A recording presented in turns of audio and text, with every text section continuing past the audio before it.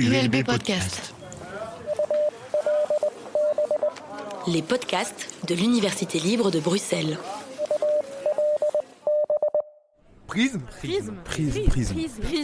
Prisme. Comprendre, questionner, débattre. Le webzine étudiant. Bonsoir. Merci à toutes et à tous d'être là. Vous êtes bien nombreuses pour cette première édition de la troisième année qu'on fait ces débats maintenant au Point Culture. Donc merci beaucoup à tout le monde d'avoir bravé la tempête. Apparemment il y a une énorme tempête dans le centre. Vous êtes là, bravo, vous avez survécu, vous avez gagné. C'est une soirée un peu particulière dans la mesure où avant de rentrer dans le vif du sujet, faut qu'on vous parle d'un petit truc. Arizona a frappé. Qu'est-ce qui s'est passé ? Il s'avère que moi, je travaille avec Victoria là-bas, qui travaille à l'ULB, et nous deux, on est en partenariat avec une ASBL qui s'appelle la Médiathèque Nouvelle. Avec la Médiathèque Nouvelle, on avait un visio lundi dernier pour préparer le débat, et 10 minutes avant ce visio, Marion et Lola, qui sont ici, nous ont envoyé un mail en nous disant « On va pas pouvoir être là à la visio parce que Arizona a frappé. » Je vous laisse parler. Bonsoir tout le monde, je vais prendre la parole, je suis désolée, je vais lire mon texte, mais voilà, il y a beaucoup d'émotions ce soir. Nous sommes Médiathèque Nouvelle, vous en avez peut-être entendu parler dans les médias, il y a une semaine, nous avons appris que la Fédération Wallonie-Bruxelles ne renouvelait pas nos subsides, ce qui signe la fin très prochaine de notre ASBL. Vous nous avez connus sous le nom de Point Culture et avant cela, la Médiathèque. Nous étions présents il y a encore quelques années sur le campus dans ces mêmes locaux. Médiathèque Nouvelle, c'est tout d'abord une collection de 400 000 titres de films, séries, musiques, jeux vidéo, mis à disposition du public via les bibliothèques. C'est aussi des centaines de partenaires, comme Prisme ce soir, et plus de 400 actions de médiation par an, dans des bibliothèques, sur des festivals, en soutien à des associations qui travaillent avec des personnes précarisées, etc. À ce jour, nous n'avons pas encore plus d'informations sur l'avenir de la structure et des 55 personnes qui y travaillent, mais nous voulions déjà remercier les usagers, usagères et partenaires qui nous ont apporté leur soutien. Nous ne comptons pas baisser les bras, n'hésitez donc pas à nous suivre sur les réseaux sociaux, Instagram, Facebook, sous le nom Médiathèque Nouvelle, et sur notre site médiathèque.be pour nous soutenir et vous tenir informés de la situation. Merci avant tout d'être là ce soir, nous vous souhaitons une bonne soirée.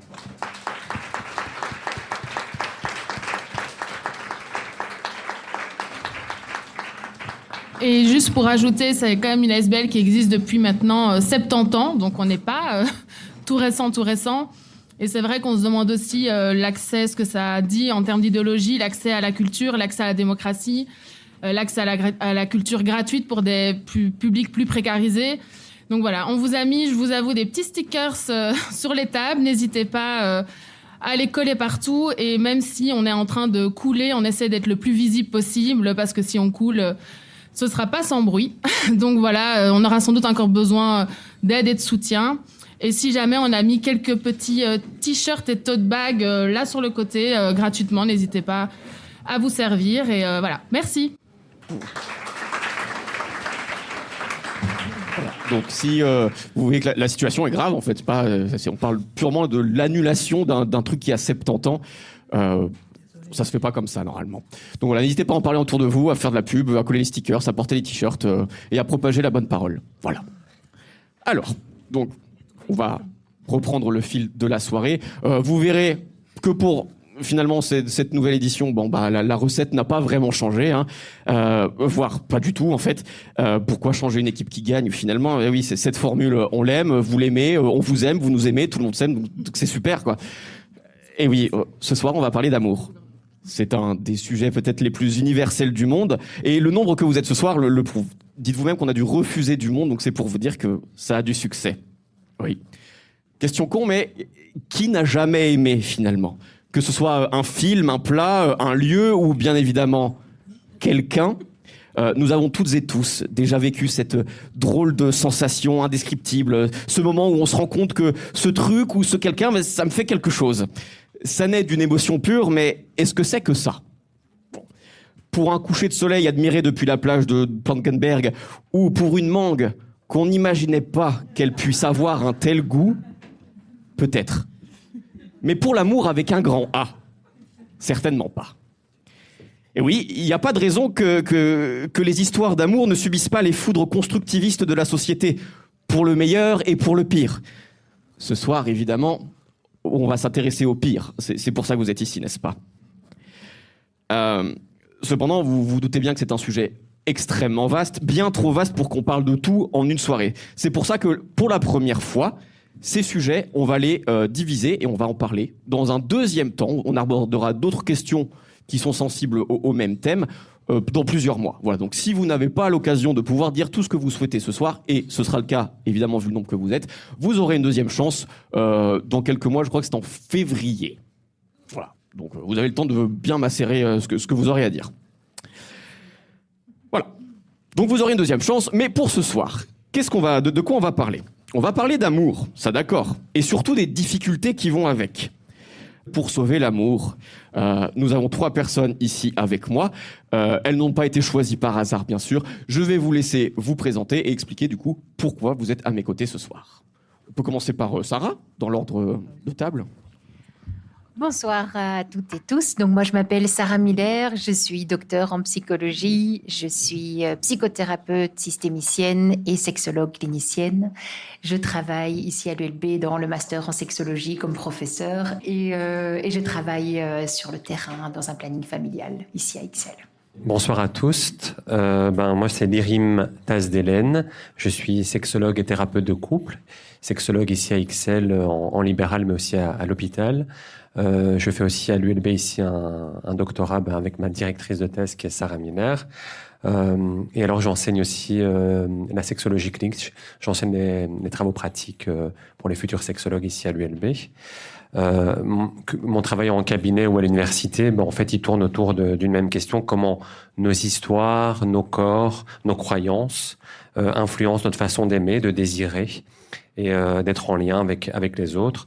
Donc, c'est un aspect quand même, l'aspect genre, culture, croyance. Et dans croyance, je mets religion, mais pas forcément que la religion. Toute croyance confondue peut influencer notre manière d'aimer ou de désirer les autres. C'est quelque chose d'ailleurs qui est très souvent, qui revient souvent, le genre, les stéréotypes, etc., en consultation avec mes patients et mes patientes. Voilà. Merci. Merci. Et enfin... Bonsoir tout le monde. Alors moi c'est Fleurine Herman et donc moi je fais de l'anthropologie. Pour ceux qui ne savent pas, je vais revenir à l'étymologie. Psychologie par exemple, psycho c'est psyché, c'est l'esprit, logie, logos, l'étude de l'esprit, sociologie c'est l'étude de la société et anthropos c'est l'homme, donc l'étude de l'homme. Et alors je vais citer une anthropologue lors de mes études, j'ai beaucoup entendu parler de Margaret Mead qui disait que si on se sentait pas bien dans sa tête, on étudie la psychologie. Vous m'entendez mieux ? Si on se sent pas bien dans sa société, la sociologie. Si on se sent pas bien ni dans l'un ni dans l'autre, on étudie l'anthropologie. Donc, c'était un peu l'introduction à ce que c'est l'anthropologie. Donc c'est l'anthropologie sociale et culturelle, contrairement à l'anthropologie physique. Alors pourquoi je suis là ? Parce que depuis 5 ans, je fais une recherche sur l'amour. Je fais ma thèse de doctorat sur l'amour. Et j'étudie l'amour à travers les expériences passées. Donc je demande à mes interlocuteurs et interlocutrices qui sont leurs ex. Voilà, donc j'essaye de comprendre comment... En fait, je leur dis, dis-moi qui sont tes ex et je te dirai comment tu crois ou comment tu penses l'amour. Grosso modo, vraiment de manière très vulgarisée. Et à côté de ça, donc à côté de ma recherche, je suis aussi assistante d'enseignement, donc ça veut dire que je donne des cours de sociologie et d'anthropologie. Peut-être qu'il y a des personnes, des étudiantes et des étudiants dans la salle qui suivent mes cours, et donc j'encadre des enquêtes de terrain d'étudiants et étudiantes qui travaillent sur la thématique de aimer en ville. Et donc voilà. Et alors ici, je suis bien sûr du coup invitée en tant qu'experte, mais je voulais vous dire aussi que vous êtes aussi les experts et que moi aussi ma pensée est en construction. Donc voilà, j'avais besoin de vous dire que mon point de vue était situé et aussi plein de doutes comme vous. Donc on va réfléchir ensemble. Merci, ça me permet de redire un peu des des basiques, mais quand même, voilà, donc c'est un espace de prise de parole extrêmement bienveillant. Prend la parole qui a envie, vous n'êtes absolument pas obligé de le faire, vous le faites si vous le souhaitez, et si vous souhaitez réagir à quelque chose, évidemment, c'est dans le cadre des valeurs qu'on connaît tous et toutes, le respect et tout ça, voilà. Pour cette première question, allons-y. J'ai déjà pointé l'immensité des questions liées à l'amour.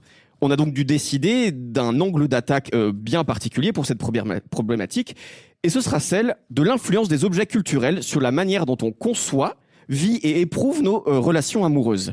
Et s'il y a bien un art qui nous parle d'amour, de toutes les manières possibles et imaginables, c'est bien le cinéma. On est abreuvé de films, de séries qui nous montrent des histoires d'amour, au point que, même si tous les genres en parlent, ça en est devenu un à part entière avec le film romantique. C'est que le cinéma doit avoir beaucoup de choses à nous dire.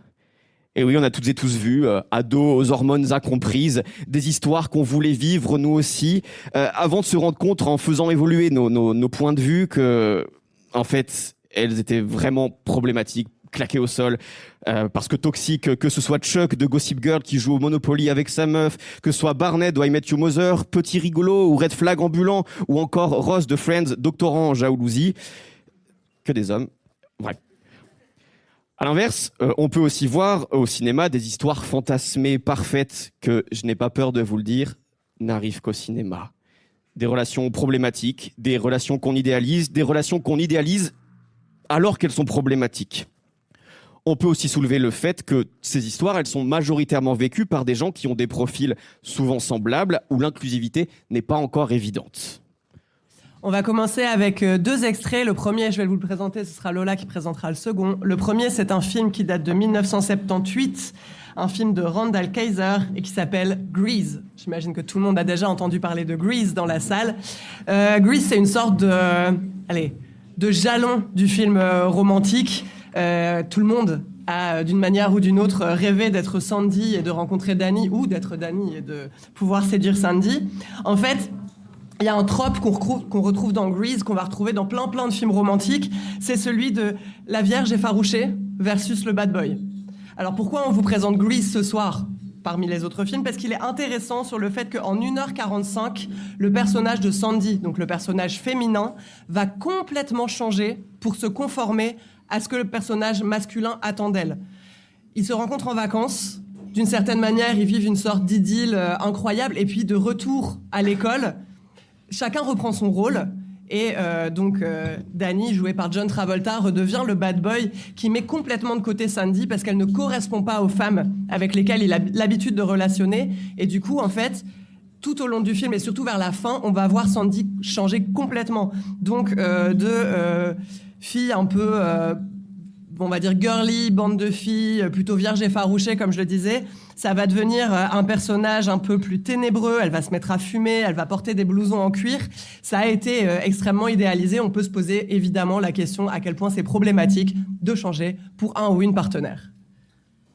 Moi, je vais vous parler d'une autre série que vous connaissez très certainement, c'est Buffy contre les vampires. Donc Buffy contre les vampires qui est sortie en 97, qui a 7 saisons.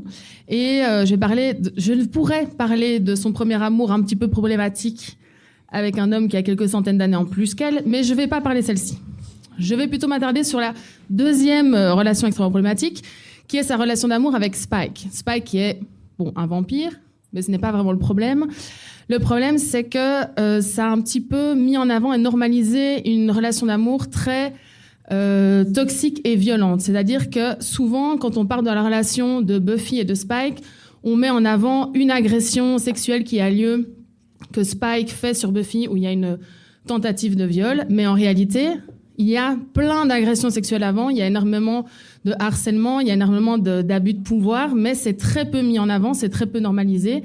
Et même si pendant tout un temps, on dit qu'effectivement leur relation n'est pas hyper saine, qu'il y a des soucis, il y a quand même cette chose qui est particulière, que Spike va sauver à plusieurs reprises Buffy. Donc il va être aussi montré comme, par moment, le bourreau qui devient sauveur, qui l'aide, qui la sauve genre juste de sa vie, qui va être là pour aider ses amis. Et donc c'est tout de même un peu problématique parce que ça peut parfois normaliser une dynamique de relations de pouvoir abusives et violentes dans certaines relations amoureuses. Donc là, l'extrait qu'on va vous montrer de Buffy a un épisode particulier, c'est leur premier bisou, leur premier bisou officiel, entre guillemets. Et vous allez voir dans quel contexte ce bisou arrive, ce qui pose aussi question sur comment on peut un peu parfois fantasmer ou érotiser parfois la violence, en fait.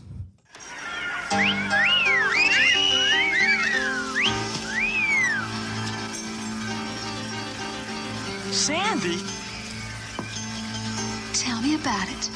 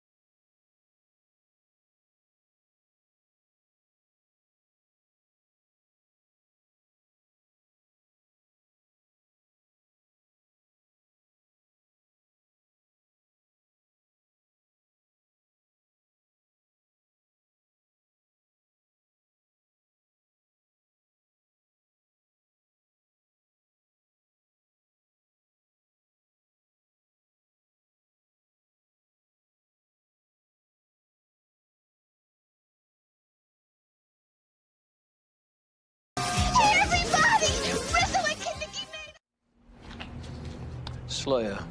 And so my night is now complete. You never showed. Sorry, a little busy actually doing stuff. You shouldn't be so flip-flop.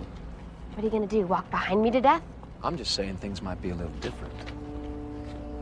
You ought to be careful. Enough. Get out of my way. For what?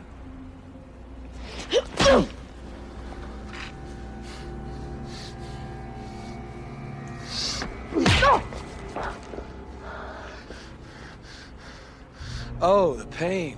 The pain is gone. Guess what I just found out? Looks like I'm not as toothless as you thought, sweetheart. How? Don't you get it? Don't you see? You came back wrong.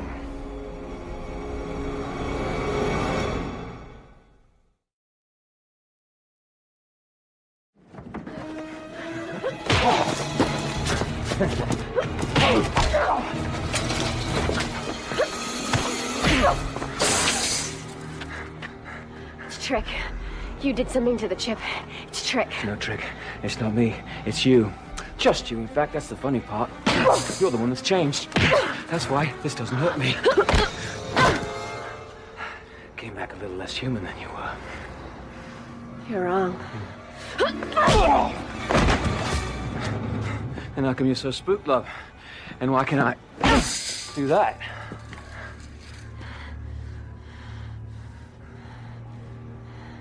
You're wrong.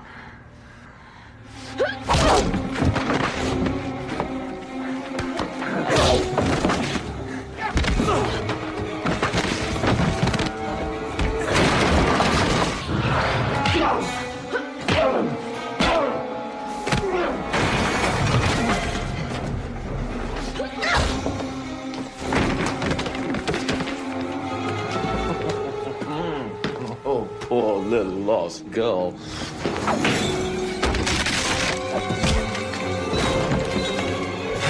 She doesn't fit in anywhere. She's got no one to love. Me? I'm lost? Look at you, you idiot. Poor Spiky. Can't be a human, can't be a vampire. Where the hell do you fit in?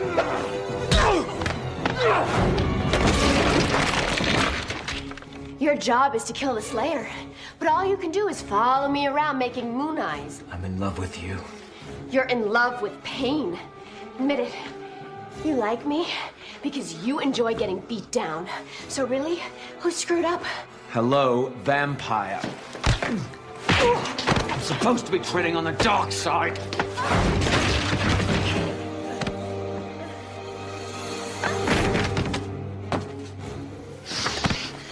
What's your excuse?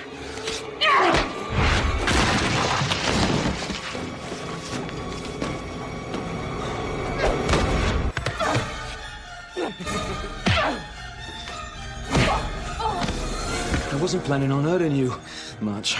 You haven't even come close to hurting me. Afraid to give me the chance?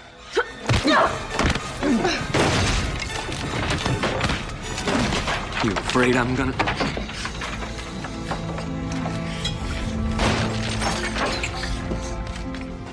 Pour ce premier débat, vous l'aurez compris, la question est très simple pour cette première problématique. Donc je vous rappelle, vous avez 10 minutes pour répondre à la question suivante. Comment le cinéma et les séries, bien sûr, ont influencé votre manière de vivre l'amour? Vous avez 10 minutes. Prisme. Messieurs, dames, afin de pas trop prendre de retard, je vais devoir vous couper là, en pleine conversation probablement très intéressante. Mais vous allez pouvoir la continuer avec tout le monde dans la salle. Donc vient le moment un peu compliqué là où une première personne aura la responsabilité de lancer le débat. Donc souvenez-vous que vous ne prenez la parole que si vous le souhaitez et que vous en avez envie, quoi.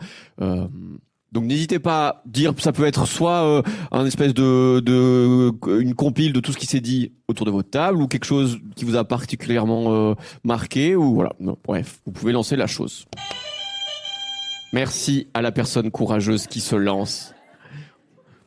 De toute façon, si ça sèche, c'est à vous servez à ça aussi, à combler les vides, hein, bien sûr. On t'écoute. Et merci à toi. Nous, du coup, on avait parlé du fait qu'on avait l'impression que l'amour était vu comme quelque chose de genre très, très important dans la vie d'une femme, genre, et que c'était vu un peu comme dramatique si tu tombais pas amoureuse et que tu te mariais pas, alors qu'il y a aussi plein d'autres aspects importants, comme les amis, la famille et... Voilà. Et on avait aussi parlé du film Grease et qu'à la fin, c'était pas non plus très grave de changer, mais que changer pour une personne, ça pouvait genre créer des problèmes car au final, ta vraie personnalité ressortira toujours et ça pourrait un peu tuer la relation qui a été créée sous cette loupe. Si quelqu'un à la table veut rajouter quelque chose. Non, ok. Ok, merci. Est-ce que ça évoque quelque chose à quelqu'un? Est-ce que des tables ont eu les mêmes réactions ou vous êtes dit l'inverse ou autre chose? Si ça n'est pas le cas, est-ce que quelqu'un parmi vous veut rebondir? Vas-y. Sarah, vas-y. Oui. Ben oui, et merci de le souligner. C'est effectivement dans les films, en tout cas dans les films auxquels nous on a accès, les films les plus courants, les films américains, etc. Très souvent, l'histoire des femmes dans les films est réduite à une histoire d'amour. Elles sont présentes parce que le héros va être tombé amoureux ou ce sera la rivale. Et donc l'amour est représenté dans les films de façon générale pour les personnages féminins comme étant quelque chose qui la définit. Souvent, d'ailleurs, dans les films ou dans les dessins animés, les personnages féminins ne sont là que parce qu'ils sont féminins et parce qu'il y a une histoire d'amour derrière.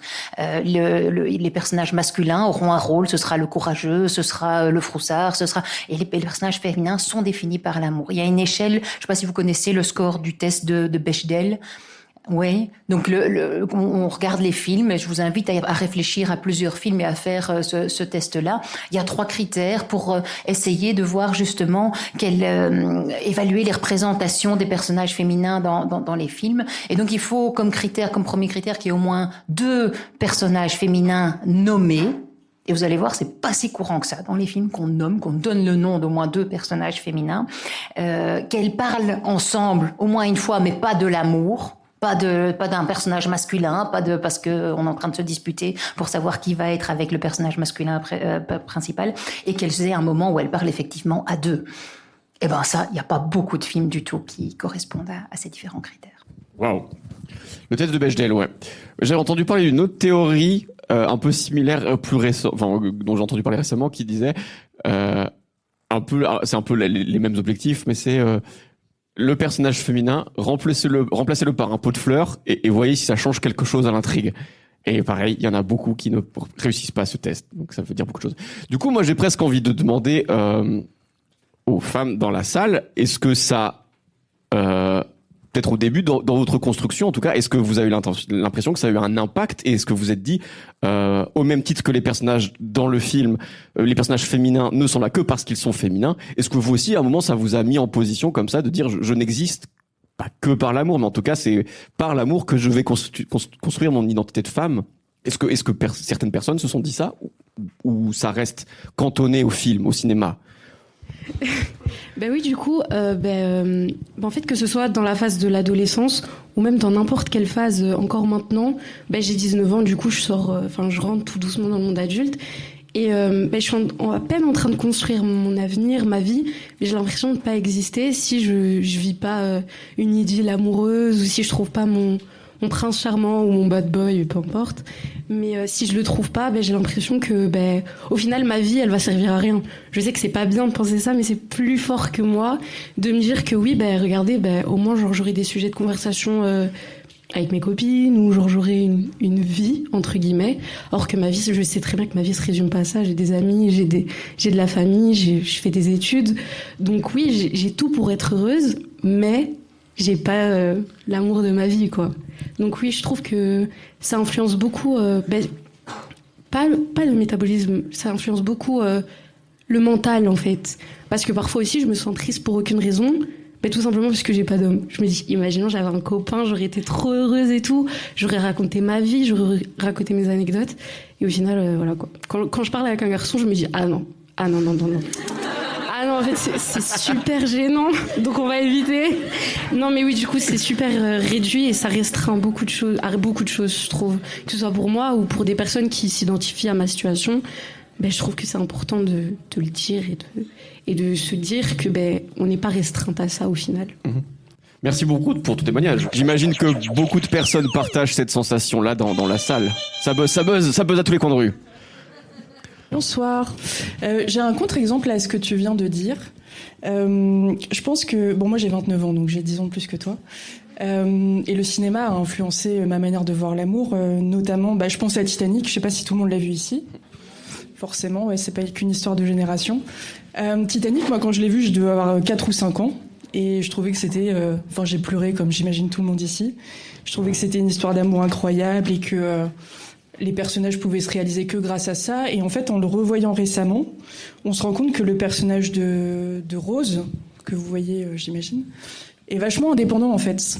Et finalement, elle se réalise pas via cet amour avec donc Jack, elle se réalise parce qu'en fait, elle s'émancipe de la bourgeoisie, elle choisit de mener sa propre vie, et même quand lui meurt, finalement, on voit qu'elle-même a réussi sa vie, qu'elle a mené des projets, et que oui, elle s'est mariée, elle a eu des enfants, mais c'était pas une fin en soi. Et je trouve que, bon là, on parle plus de cinéma que d'amour au final, mais que finalement, l'amour, c'est pas une fin en soi. Et que ce film, je trouve que on peut le voir d'une certaine manière en se disant waouh, c'est la plus belle histoire d'amour qu'on ait jamais vue au cinéma.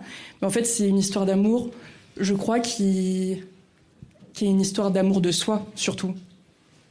Enfin voilà, c'est ma vision des choses, mais voilà. Merci. Ça, du coup, tu amènes sur la table le fait de comment on réussit à se débarrasser de ce truc qui est en nous. Donc, c'est hyper intéressant. Je propose il y avait eu un buzzer par là. Donc, je propose qu'on donne la parole à la personne qui a buzzé par ici et qu'après, on s'attarde sur les solutions à ce truc qui reste. Moi, un truc que je trouve particulièrement intéressant, et on le voit un peu dans Gris, mais il y a un film auquel je pense qui s'appelle 10 choses que je déteste sur toi, je pense. Et dans la société, de manière générale aussi, c'est la dévalorisation des intérêts qui sont considérés comme féminins à la base. Parce que dans 10 choses que j'aime à propos de toi, il y a ce truc où elle fait exprès d'être un cliché de tout ce qui est rejeté envers la féminité. Et donc, à un moment donné, je crois qu'ils vont voir un match de je sais plus de quoi c'était, mais un truc de sport. Et donc, elle fait exprès de montrer son désintérêt, si je dis pas de bêtises. Et je trouve que Sandy, c'est un peu pareil. C'est tout ce qui est considéré comme trop féminin. C'est tout de suite dévalorisé. Et donc, oui, il y a un peu un changement. Je pense que tous et toutes, quand on rencontre quelqu'un, t'es d'office influencé par ce qu'il aime bien, ou par ce qu'elle aime bien, ou parce qu'elle aime bien, en fait. Et donc, évidemment, il y a une évolution, mais je trouve que ce qui est intéressant de voir aussi, c'est comme, en fait, l'ouverture des intérêts, elle est beaucoup plus souvent dans le sens de tout ce qui est typiquement considéré comme masculin que tout ce qui est typiquement considéré comme féminin, même si ça limite, du coup, vraiment fort dans les questions d'intérêt et de genre. On le voit aussi avec, je trouve, la musique, et ça rejoint aussi le cinéma, c'est les femmes, quand on est très vite considérées comme des groupies, et donc je pense que les artistes qui sont très aimés par les femmes sont vite dévalorisés. Je trouve que ça aussi un point de vue intéressant à aborder, quoi. Voilà. Merci. Eh bien, est-ce que... on va redonner la parole à la salle, bien sûr. Est-ce que quelqu'un a quelque chose à dire maintenant? Oui, vas-y. Moi, c'est par rapport à la scène de Gris. On pourrait effectivement s'attarder sur les stéréotypes de genre et le fait de super-érotiser Sandy pour qu'elle devienne un objet attirant, sexuel, etc. pour Danny, je crois son nom dans la série. Mais finalement, lui, il est aussi hyper sexualisé. On se le disait d'ailleurs qu'on trouvait qu'elle avait un côté un peu comme ça, très érotique. Donc on pourrait s'attarder sur ce stéréotype de genre, mais moi en tout cas, j'ai pas l'impression que c'est ça que ça raconte. Si on regarde bien la scène, en fait, il y a un contraste énorme. Eux sont habillés en noir et tous les copains, et on est dans une fête foraine, sont colorés, un peu enfantins. Je le vois plus comme l'émancipation de l'enfant. Ça rejoint un peu ton témoignage. S'émanciper du monde de l'enfant, arriver dans le monde adulte. Alors c'est vrai que c'est dans un monde adulte, du coup, sexualisé. Mais moi, c'est ce contraste-là que je vois plutôt. Enfin, à mon avis, c'est pas par hasard. C'est rare quand les personnages sont au centre noir et tout le reste est coloré. C'est souvent l'inverse. Donc, je pense que il y a un peu de ça qui raconte le fait que ce soit du cuir, on voit les épaules, il y a un côté un peu sexualisé. Et il y a une scène que moi j'aime beaucoup dans ce passage-là, c'est le fait qu'elle fume. C'est général. Enfin, aujourd'hui, c'est peut-être moins connoté, mais la cigarette, c'était très masculin. C'était quelque chose qui appartenait aux hommes. Le fait qu'elle prenne la clope, qu'elle jette la clope, qu'elle écrase la clope. Moi, je le vois, mais c'est peut-être biaisé, c'est mon côté peut-être féministe, mais j'y vois un geste féministe, justement, où je m'approprie les codes de la masculinité et j'écrase le patriarcat. J'y vois ça. Alors, c'est avec ma lecture aujourd'hui de 2025. Je pense pas que si j'étais adulte à cette époque-là, j'aurais vu ça. Mais en tout cas, moi, c'est comme ça que je le lis. Je le lis, entre guillemets, de manière plus positive, plus féministe. Mais il y a un peu ça, pour moi, qui ressort dans cette scène. Donc, j'apprécie beaucoup, finalement, cette scène-là, qui pourrait être connotée comme hyper sexualisée ou sexualise Sandy. Mais on pourrait, je pense, aussi le voir comme elle se réapproprie, finalement, les codes de la masculinité et le pouvoir. Enfin, voilà. Ok, merci. Ouais, donc il y a un vrai truc qui se joue sur les codes, quoi, qu'on s'approprie, qui fait la femme, qui fait l'homme. Il y a un truc qui est très clair et qu'il faut essayer de déconstruire. Est-ce que on reprend la prise de parole? Il y avait encore 2-3 buzz-buzz par ici. On t'écoute. Du coup, moi, c'était une réaction à ce que la jeune fille avait pu dire, celle de 19 ans. Déjà, moi, je me suis même pas dit que ça pouvait être genré. Je me suis pas fait la réflexion de tiens, les femmes c'est plus comme ça ou les hommes c'est plus comme ça. Juste que c'est une dynamique et du coup, que j'imagine. C'est ce qu'on amenait un peu ici à table, que c'est dommage que l'idée qu'on se fasse du couple arrive très tôt parce qu'on est aussi un peu baigné dans ça avec les Disney de qu'est-ce que l'amour, le prince charmant, machin. Et c'est marrant parce qu'on n'a même pas le temps de se connaître, qu'on est déjà dans l'attente du bonheur chez l'autre. Un truc de vraiment névrosé, c'est l'autre qui va me rendre heureux. Et ça rejoint beaucoup ce que tu pouvais dire, que finalement, c'est parfois triste de pas d'abord s'aimer soi-même avant de se dire ok je m'aime parce que voilà et j'attends de l'autre pas forcément qu'il comble certains besoins mais qu'il puisse être un plus dans ma vie et du coup cette idée d'être complète par un homme c'est peut-être parce que moi aussi j'ai 29 ans et que voilà j'ai eu mes petites expériences de vie je vais même pas me dire tiens je vais être plus complète parce qu'un homme est dans ma vie ou quoi qu'est-ce voilà. Okay.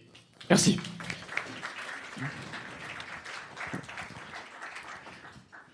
Merci. Voilà, donc n'hésitez pas à écraser vos clopes devant les mecs lorsque vous avez voilà. Je pense que merci beaucoup. Est-ce que quelqu'un veut le mot de la fin sur ce thème-là avant d'embarquer sur la suite ou on va pas dire qu'on s'est tout dit, mais en tout cas qu'on a lancé des pistes. Ah oui, allez, vas-y. Allez. Que c'est aussi une vision très sociétale, donc très de nos sociétés individualistes. Les films dont on parle ici, on a parlé Titanic, Grease, etc. Ce sont des films américains, et ceux-là ne sont pas européens, mais ceux auxquels on a accès, et donc occidentaux. Et donc il y a vraiment cette vision de société individualiste, de s'accomplir en tant que couple, un peu comme un défi qui revient aux individus. Et donc cette notion que le bonheur amoureux pourrait être lié à quelque chose de l'ordre de la réussite sociale. Et cette impression que quand on n'est pas en couple, quand on est célibataire, d'ailleurs c'est une identité d'être célibataire ou en couple de façon officielle, quand on n'est pas en couple, quand on est célibataire, il peut y avoir effectivement ce sentiment d'être incomplet. En tout cas, on nous renvoie ça. Voilà, je ne veux pas vous l'expliquer, je crois que vous avez tous en tête ça, mais donc ce vide émotionnel qu'on peut ressentir et qui est véhiculé dans les films. Et donc le petit mot de la fin, c'était l'aspect culturel aussi, qu'on ne retrouve pas dans tous les films. C'est super pour enchaîner. Merci. Du coup, on va passer au deuxième débat, mais qui va, vous allez voir, transitionner de manière extrêmement fluide. Parce que on sait donc bien que le cinéma a pu montrer des choses pas toujours super, qu'on a pu reproduire presque malgré nous.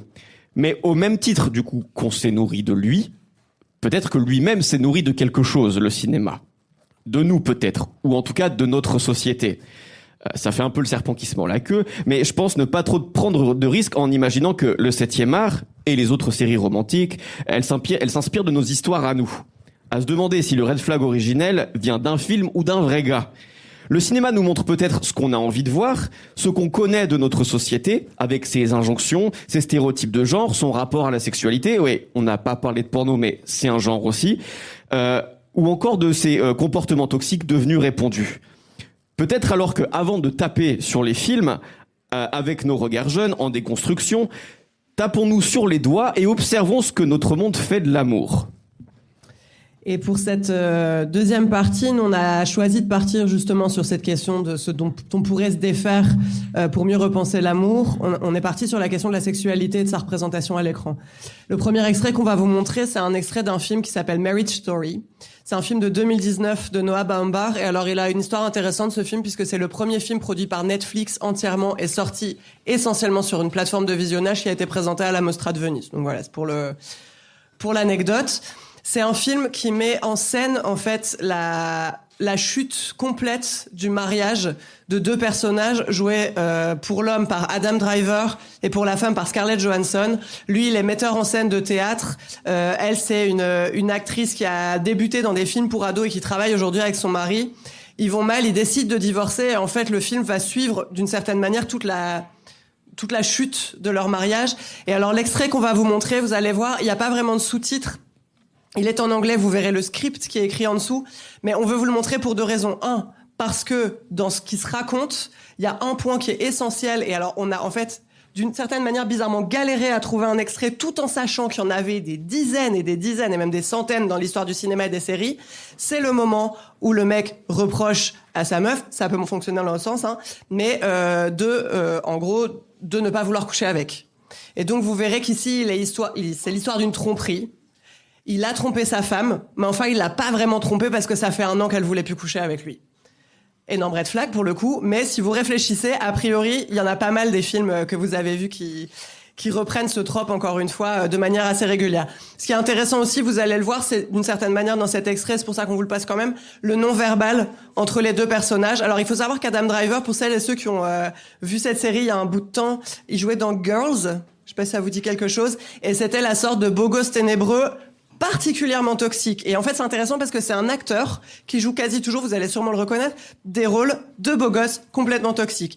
De l'autre côté, vous allez voir Scarlett Johansson, une actrice qui a été hyper sexualisée, qui pour le coup ici n'est pas dans un rôle super sexualisé, et la dynamique entre les deux est assez perturbante quand on l'observe. Donc voilà, on vous laisse regarder l'extrait et en discuter, et je passe le micro à Lola.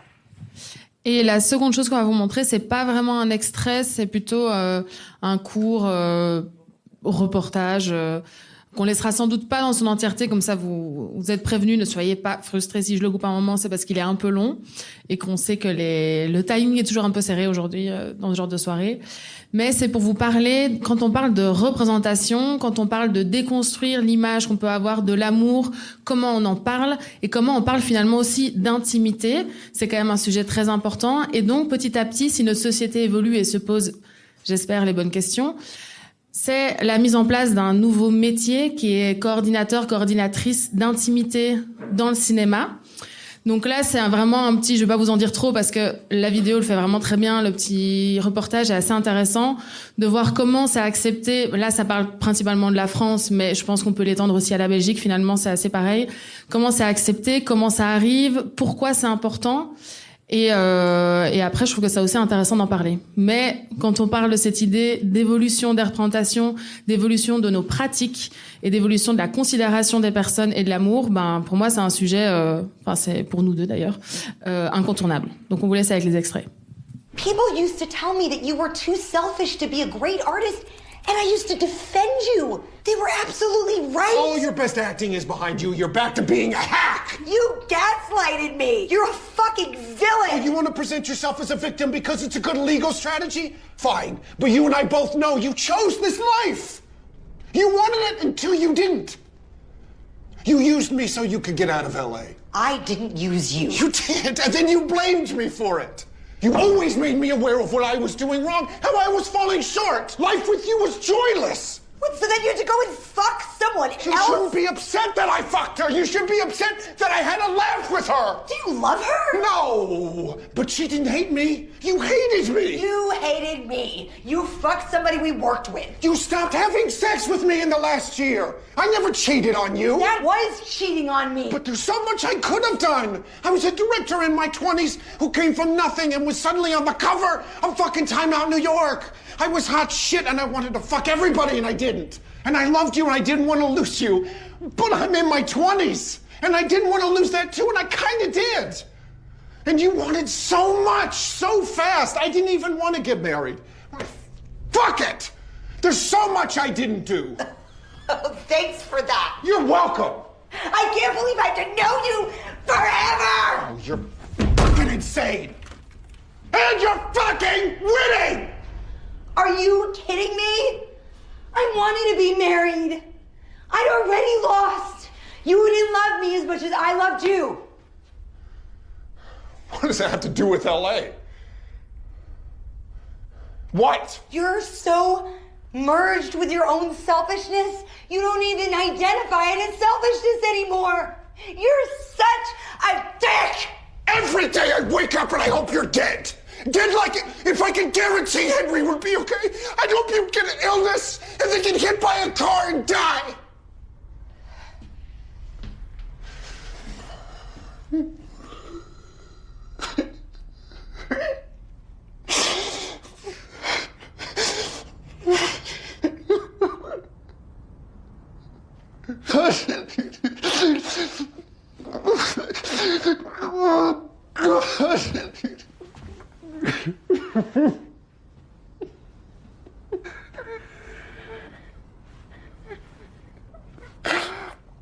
I'm sorry.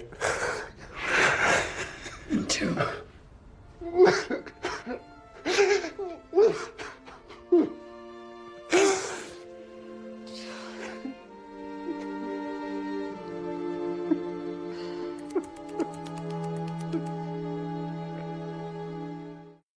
J'entends tous les jours des histoires de comédiens, de comédiennes sur des scènes d'intimité où ça s'est pas super bien passé. Et mon métier, justement, permet d'avoir une troisième personne qui peut jouer le rôle de facilitateur entre la mise en scène et les comédiens.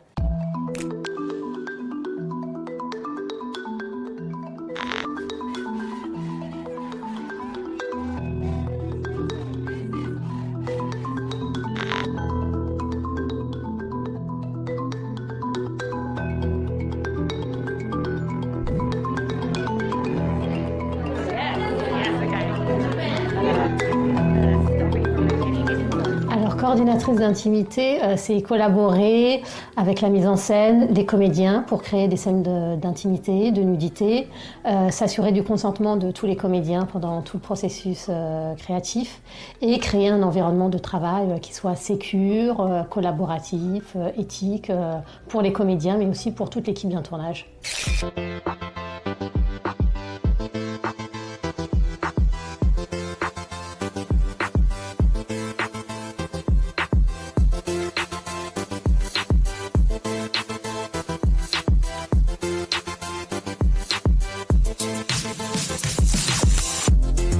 Les gens ont un peu peur de la nouveauté, on ne sait pas trop ce qu'il y a derrière ce métier. Certains s'imaginent que c'est de la censure. Or, j'explique toujours que je ne suis pas la police des bonnes mœurs, je ne suis pas une effaceuse ou une gommeuse de la nudité, de la sexualité. Donc je pense que c'est plus la nouveauté et le fait aussi que ça vienne des États-Unis qui fait que ce ne soit pas encore très très développé en France, mais je pense que ça va arriver.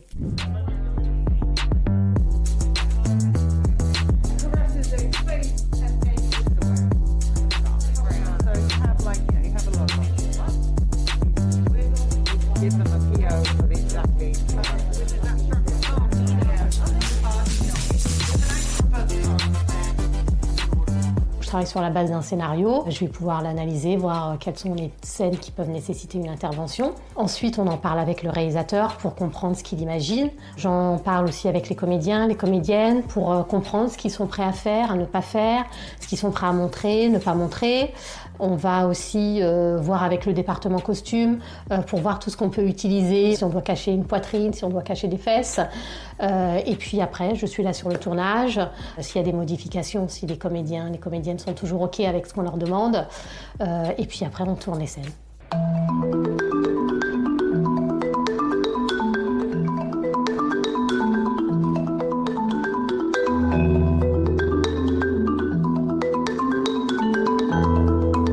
Ces scènes-là, en fait, elles ont toujours été un peu le parent pauvre dans la préparation d'un film. Tout est coordonné à l'avance, tout est spécifié à l'avance, tout sauf ces scènes d'intimité. Pourquoi ? Je ne sais pas. Donc le mouvement MeToo, en tout cas, a permis justement d'ouvrir la parole et de permettre un vrai travail sur ces scènes d'intimité.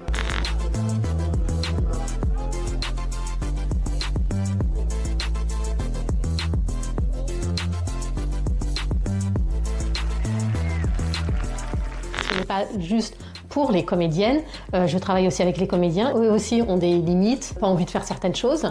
Donc je pense que les comédiennes, les comédiens se sentent, je ne sais pas si on peut dire plus respectés, mais en tout cas plus écoutés quand il y a une coordinatrice d'intimité, parce que ça, c'est quand même un geste fort de la part d'un producteur, c'est un budget en plus, et ça envoie le signal de je t'écoute et je suis prêt à prendre en compte tes limites.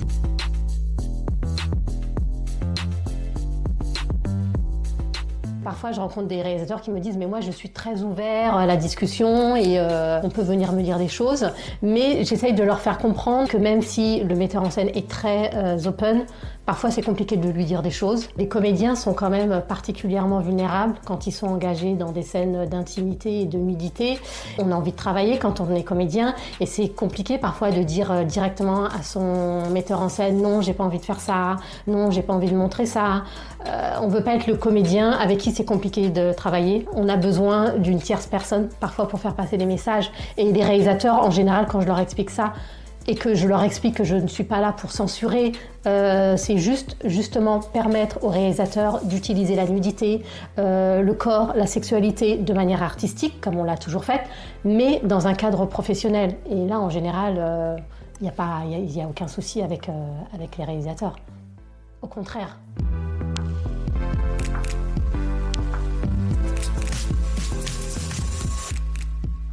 Ok, bon, merci. Peut-être qu'il faut des coordinatrices d'intimité dans la vie, en fait. Pas que au cinéma, c'est ça la solution. Ok. Donc pour cette deuxième question que je vais vous poser très clairement, sur laquelle vous aurez de nouveau 10 minutes pour discuter entre vous, elle est très simple. De quel phénomène la société doit-elle se défaire pour mieux repenser l'amour ? Vaste sujet. Vous avez 10 minutes. Prisme. Et c'est stop. C'est la fin des 10 minutes. Alors, oui, c'est pas beaucoup, 10 minutes pour répondre à tout ça. Mais on va essayer d'avancer un petit peu, de jalonner la réflexion. Est-ce que quelqu'un se sent là de prendre la parole et de... Ah oui, on t'écoute. Alors bonsoir. Nous, ce qui est vraiment ressorti comme phénomène qui devrait être un peu déconstruit pour mieux repenser l'amour, ce serait toute la pression sociale et la vision de la société extérieure sur les relations personnelles en fait des gens.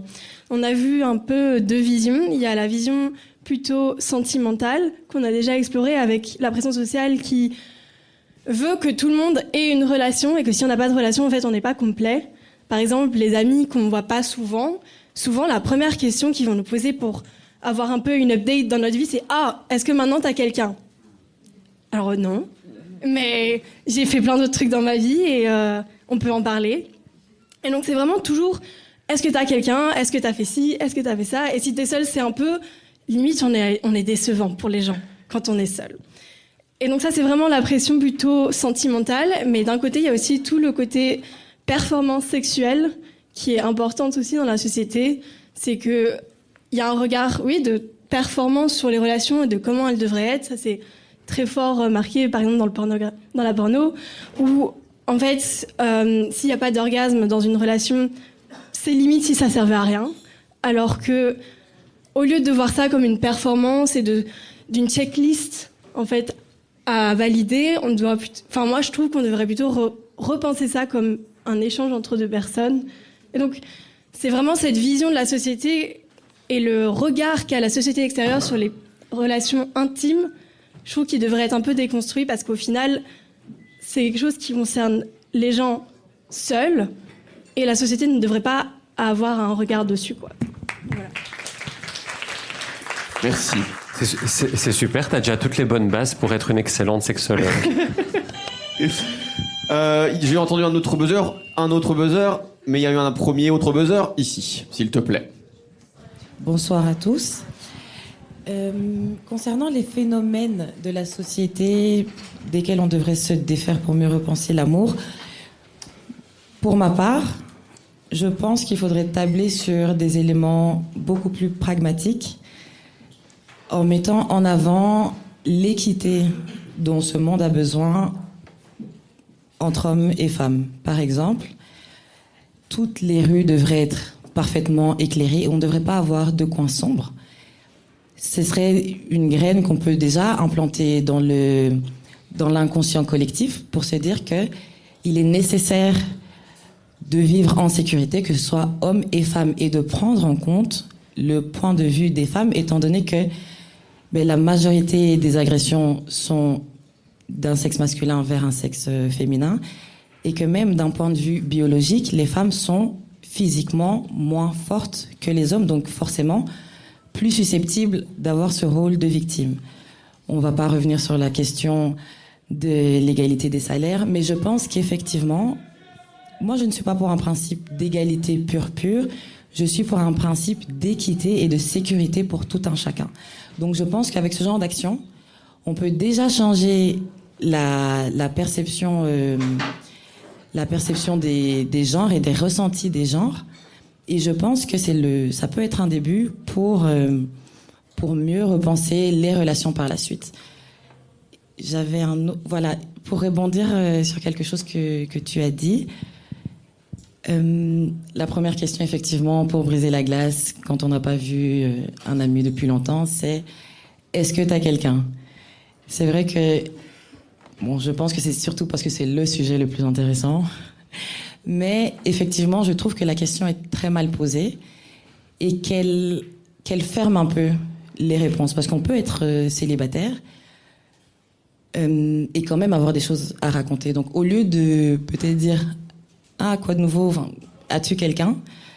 Comment gères-tu tes relations amoureuses ou tes relations avec les personnes que tu pourrais aimer en fonction de leur genre? Et donc, voilà pour moi. Merci. Okay, merci. Ok, donc c'est vrai que c'est un truc très pragmatique. Voilà, faisons en sorte que les relations soient plus équitables de manière générale pour faire que les relations en amour le soient aussi. Ça réagit beaucoup trop pour suivre. Ouais, il y avait ici de tout à l'heure.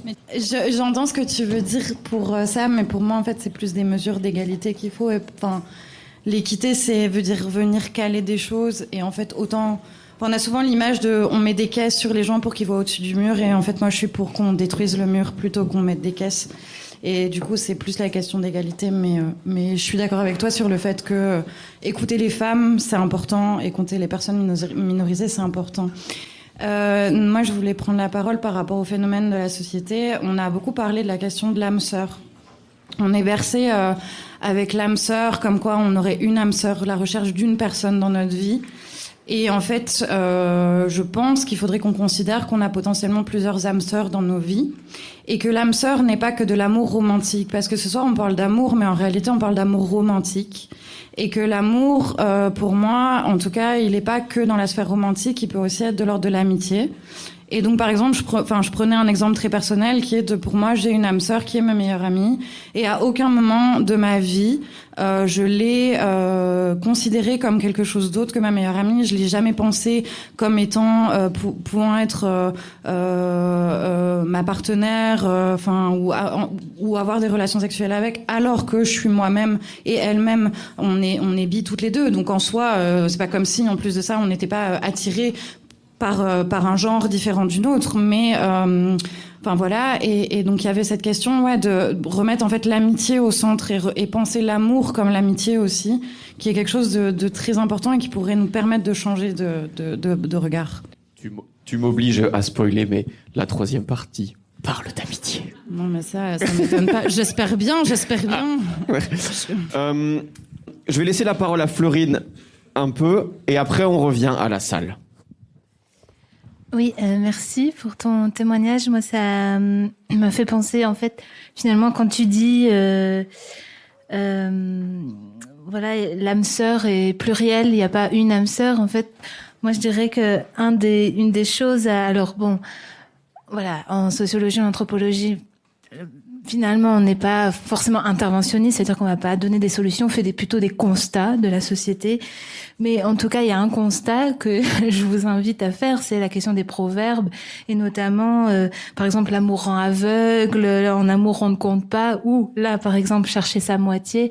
Par exemple, ça, c'est des choses que il faut remettre en question, dans le sens où non, l'amour rend pas aveugle. Bien sûr qu'on choisit son partenaire en fonction d'intérêts ou de désirs qui sont situés, et en amour on ne compte pas, c'est pareil quoi. L'amour désintéressé aujourd'hui, il est questionnable, et voilà. Et la moitié, moi je dirais, donc ça aussi, ça renvoie beaucoup au mythe de Platon, comme quoi on serait à la recherche de recréer un monstre à 4 jambes et 4 bras, et qu'en fait la moitié au moment où on s'accouple. Et non, en fait, je pense qu'aujourd'hui, C'est important de déconstruire ça et de penser qu'on est entier, en fait. Voilà, en fait, on est nourri de plein de proverbes comme ça depuis longtemps et ça m'a fait penser à ça, à ce que tu disais. Merci. Donc ça, c'est encore une des solutions. Ça nous montre qu'il y a plein de petites choses qui sont là. Donc là, c'est les proverbes, mais il y en a plein d'autres aussi qui sont là, des choses à détruire pour avancer. Donc il y avait, vas-y, ici, là-bas, on t'écoute. Ok. Le micro bien proche de la bouche. D'accord. J'avais pas forcément prévu de prendre la parole, mais c'était juste pour réagir à ce qui a été dit. Par rapport à la question, je pense qu'il y a quelqu'un qui a pris la parole dans la salle pour dire sur la question de oui, est-ce que tu as quelqu'un dans ta vie? On pourrait la remplacer de comment tu gères tes relations. Moi, je trouve que c'est déjà problématique quand on n'a pas vu quelqu'un depuis longtemps et que le premier réflexe quand on rencontre cette personne, c'est de dire en fait, qu'est-ce qui s'est passé dans ta culotte? Non mais je le vois vraiment comme ça. La sexualité des gens, ce qu'ils font, ça ne concerne personne tant que c'est entre adultes et que c'est librement consenti. Et aussi sur la question des lumières, de l'éclairage dans les coins de rue.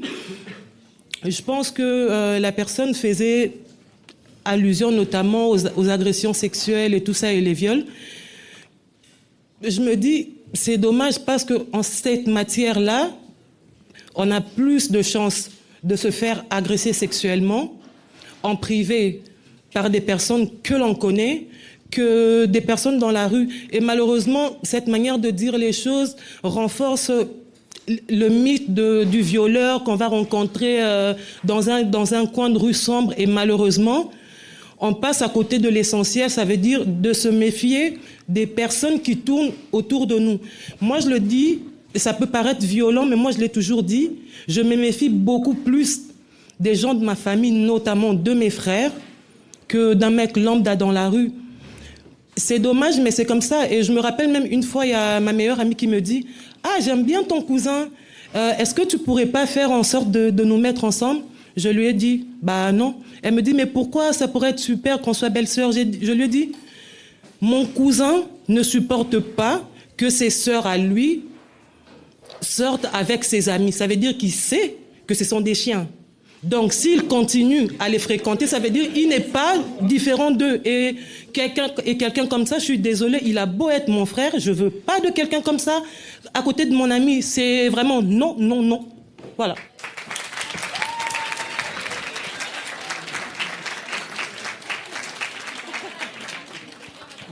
A priori, tu as fait consensus. Et je pense que les chiffres seront de ton côté sur ces questions-là. Merci pour ton intervention. On va enchaîner. On t'écoute. Je sais pas si c'est une bonne réponse ou quoi, mais pour mieux repenser l'amour, il faut aussi faire des efforts pour arrêter de confondre l'amour et la dépendance affective, comme dans la série Euphoria, par exemple. Parce que dans notre société, on a un peu normalisé ça dans les relations amoureuses ou même amicales. Et c'est juste ça que j'avais à dire. Voilà. Et qu'il faut s'aimer avant de se mettre dans des relations. Soi-même déjà. Voilà. Est-ce que je te donne la parole juste après, mais est-ce que quelqu'un parmi vous trois serait capable de rebondir un petit peu sur ce qui a été dit pour le préciser, peut-être sur ces questions de dépendance affective et de comment on le dissocie, tout ça? Est-ce que moi, c'était plus par rapport à la lumière dans la rue et par rapport au phénomène de société. Moi, je pense aussi qu'un phénomène à repenser, c'est l'hétéronormativité et qui découle finalement l'idée de penser la société en fonction. Donc ça, c'est Judith Butler, comme quoi il y aurait deux sexes tolérables et une seule sexualité tolérable dans la société.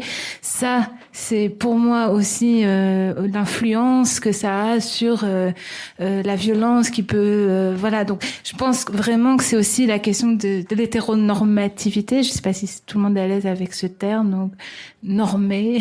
Voilà, allez voir Judith Butler et la performativité du genre. Et ça je pense vraiment que c'est un fondement aussi pour repenser la société. Voilà. Oui, pas taper, pas violer. Enfin, assez simple. On t'écoute. Oui, du coup, on a relevé 3 petites choses sur les extraits. La première, c'est ma copine qui l'a relevé en premier, c'était la banalisation de la violence dans le cinéma, notamment avec la scène entre Adam Driver et Scarlett Johansson, où vraiment on voit que lui, il est violent et il lui souhaite carrément d'aller crever et de se faire rouler dessus par un bus. Et ensuite, on le voit frapper sur un mur, et on va pas se le cacher, quand il frappe sur le mur, c'est purement pour ne pas la frapper elle. Donc voilà, si c'est purement de la violence, et si vous voyez quelqu'un faire ça, c'est généralement qu'il veut vous frapper vous. Donc voilà. Juste pour dans la continuité, en plus après il se victimise. Donc après c'est lui qui se met par terre, qui pleure, et c'est elle qui monte dans l'empathie alors que c'est lui qui a été violent, quoi. Exactement, et c'est relativement problématique parce qu'il y en a qui sont vraiment comme ça dans la société, et c'est ça le problème. Deuxième chose sur laquelle je souhaitais rebondir, c'était surtout le métier de ce que j'appelle c'est la chorégraphie, c'est la coordinatrice ou coordinateur d'intimité en général. C'est que du coup les scènes de sexe au cinéma, elles sont chorégraphiées, c'est-à-dire que quels que soient les films, c'est prévu à l'avance, et du coup ce qui fait que la réaction logique, et je mets de gros guillemets, c'est que dans le cinéma on va très rarement demander un consentement purement sur le moment, sur le fait, parce que en fait c'est chorégraphié avant, les gens se sont dit ok avant. Mais dans la vie réelle, les gens ne se sont pas dit OK avant pour tout. Et puis de toute façon, le OK est rétractable à tout moment. Donc voilà, et ça c'est un gros problème, c'est que du coup c'est très mécanisé en fait le sexe dans le cinéma. Et ce qui fait que c'est très mécanisé dans tous les films, et donc on a une perception biaisée du sexe au cinéma, et donc qui se répercute en général. Et ça c'était aussi un phénomène que je voulais souligner. Et le dernier phénomène, mais d'autres l'ont souligné avant moi, c'était ce que j'appelle le couple comme finalité obligatoire, alors que en fait parfois dans les films c'est même pas, on comprend pas. Je relis à la sexe de Buffy contre les vampires, je relis puisque tant qu'on y est avec Adam Driver, pour ceux qui ont vu le dernier Star Wars, une scène de baiser qui n'a absolument aucun sens entre lui et la personnage principale, vu que vous voulez parler d'un peu Star Wars et qu'il y avait des choses à dire là-dessus sur le cinéma, oui, notamment avec Adam Driver, vu qu'on le voit, donc on y est, on peut le citer. Et c'est très problématique parce qu'il y a certains personnages féminins qui sont introduits dans l'histoire uniquement pour avoir une scène de baiser en fin du film. Et il faut se rendre compte, c'est débile, ça ne sert à rien. Ça n'ajoute rien à part dire que oui, bonjour, la femme est là, mais c'est juste histoire d'avoir un love interest pour le personnage principal. Et c'est complètement débile et inutile. Voilà. Merci. Moi, je voudrais vous poser une question par rapport à ce qui vient d'être dit. Mais je la poserai après parce qu'il y a plein d'autres gens qui doivent prendre la parole. Et c'est plus à vous de prendre la parole qu'à moi. Donc je cite un écrivain et un philosophe connu maintenant. Il s'appelle Alain de Botton, donc Alain de Bouton. Et il dit que nous, on est les héritiers de l'amour romantique. Et donc l'amour romantique, c'est je rencontre quelqu'un et je tombe amoureuse tout de suite. Et la relation continue sans devoir vraiment s'exprimer, sans vraiment dire à l'autre personne ce qu'on aime ou ce qu'on n'aime pas. Il dit que la société doit se défaire de cette idée qu'on n'a pas vraiment d'âme sœur, parce qu'on est tous, d'une manière ou d'une autre, fous. Et c'est le problème de notre société maintenant, on met des étiquettes très rapidement sur les gens. Ah, toi t'es narcissique, toi t'es un red flag, toi, je sais pas, t'es toxique, tu m'as gaslight. Et comme dans le scène dans le film, tout de suite, on juge le mari, mais on est tous fous. Quand on est en couple ou on est marié, ça va nous ressortir en nous plein de traumas, plein de blessures, que même si on s'aime nous-mêmes, même si on est très indépendant, malheureusement, quand on est en couple, c'est tout à fait différent. Et on n'est plus indépendant. On est dépendant de l'autre parce qu'on doit vivre avec l'autre. Et je trouve que ça sera très dur avec cette société de mélanger s'aimer soi-même, être féministe, avec tous les labels qu'on met sur les gens, t'es toxique, t'es narcissique, et les réseaux sociaux, et se comparer aux films amoureux, de pouvoir comprendre que l'amour n'est pas parfait et qu'on ne sera jamais parfait, et essayer de pardonner l'autre malgré ses défauts. Voilà. Ok. Ça n'arrête pas. Il y a des réactions à ce qui vient d'être dit. Oh mon Dieu, comment je vais m'en sortir? Je vous donne vite fait la parole. Oui, ok. En fait, ça me fait penser à la pensée de la différence, en fait. Qu'est-ce qui nous rassemble? Pourquoi on aime les gens, généralement? Parce qu'on trouve du commun. Parce qu'on est semblable, il y a du même, on est similaire. Et moi, j'ai l'impression, en tout cas, et donc là, c'est plutôt la casquette Fleurine perso qui parle. Des fois, on peut aussi avoir plusieurs casquettes, mais c'est que, généralement, les conflits liés aux histoires d'amour, c'est surtout parce qu'on voit pas le différent, on s'appuie sur le même. Et j'ai l'impression que travailler la différence, c'est-à-dire pas le 1 plus 1 égale 1, mais plus le 1 plus 1 égale 3. C'est-à-dire moi, toi et ce qu'on construit ensemble. Et du coup, et j'ai l'impression, alors j'avais, en préparant la séance, j'avais noté une citation par rapport à ça. Ce qui rassemble les gens n'est pas forcément ce qui les maintient ensemble. Voilà, j'ai terminé sur ça. C'est toujours classe de finir par des citations. Allez, oui, on t'écoute. Moi, par rapport à la scène d'Adam Driver et Scarlett Johansson, il y a quelque chose qui me gêne, il y a une forme de dette comme ça, où on a l'impression que Scarlett a une dette une dette sexuelle entre autres, il y a envers son mari, il y a une idée de devoir conjugal, de besoin naturel des hommes pour avoir du sexe. C'est ce qui ressort je trouve, dans cette scène-là. Et je suis d'accord avec la remarque de quand on est en couple et quand on est en conflit et quand on est parfois incontrôlable ou parfois on dit des mots qui dépassent nos pensées, etc. Et qu'on peut aussi apprendre à pardonner. Ça, je suis tout à fait d'accord avec cette idée-là.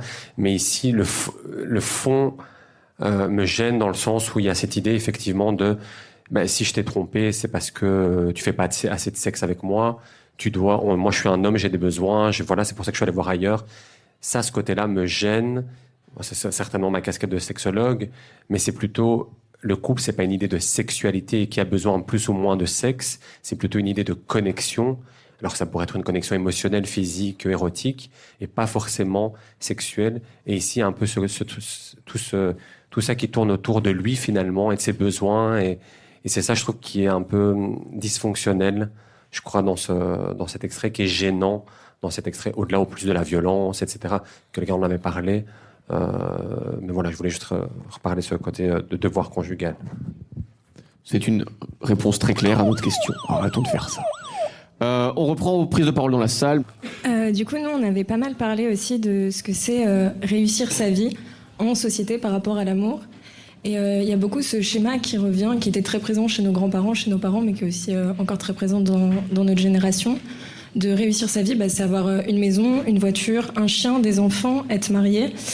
Et si on rentre pas dans cette case, c'est pas vraiment de l'amour. En expérience personnelle, j'ai déjà été folle amoureuse de quelqu'un et je veux pas me marier, je veux pas d'enfants. Et on m'a toujours dit mais c'est parce que c'est pas la bonne personne, c'est tout. Tu verras, quand tu rencontreras la bonne, tu voudras te marier, tu voudras des enfants. Et du coup, j'ai l'impression que pour penser l'amour en société, il faut toujours répondre à ce schéma, à ce cadre. Et pour revenir sur l'hétéronormativité, c'est quelque chose de très hétéronormé. Parce que du coup, dès qu'on n'est pas une personne cisgenre hétérosexuelle, on rentre pas dans cette case. Du coup, on peut pas réussir sa vie et du coup, on pense pas à l'amour correctement, de ce qu'en pense la société, quoi. Voilà. Oui. C'est une bonne synthèse de tout ce qui a été dit. Oui, encore une dernière personne et après, on enchaîne. Du coup, c'est aussi un peu une réaction de synthèse, mais je pense que ce qui est particulièrement intéressant avec la question de l'amour, c'est le rapport hyper tendu entre l'expérience personnelle et le social. C'est-à-dire que dans tout ce qu'on a fait ici comme remarque, et particulièrement par rapport à ce que tu viens de dire, mais aussi par rapport à la scène avec Adam Driver, il y a quand même énormément de constructions sociales qui viennent s'imposer à ces questions de relations en one-on-one avec une personne.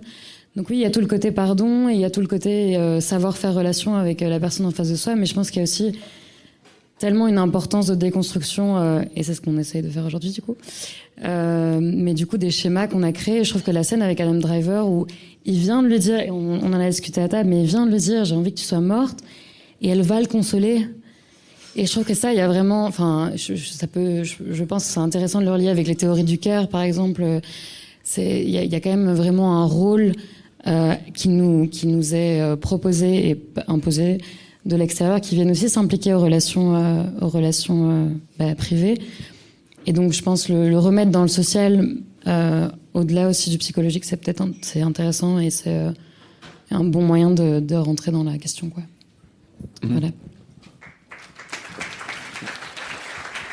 Est-ce que l'un ou l'une de vous trois veut rentrer dans la question? Parce que là, du coup, il y a quelque chose d'assez gros qui vient de sortir. Est-ce que vous avez une réaction là-dessus?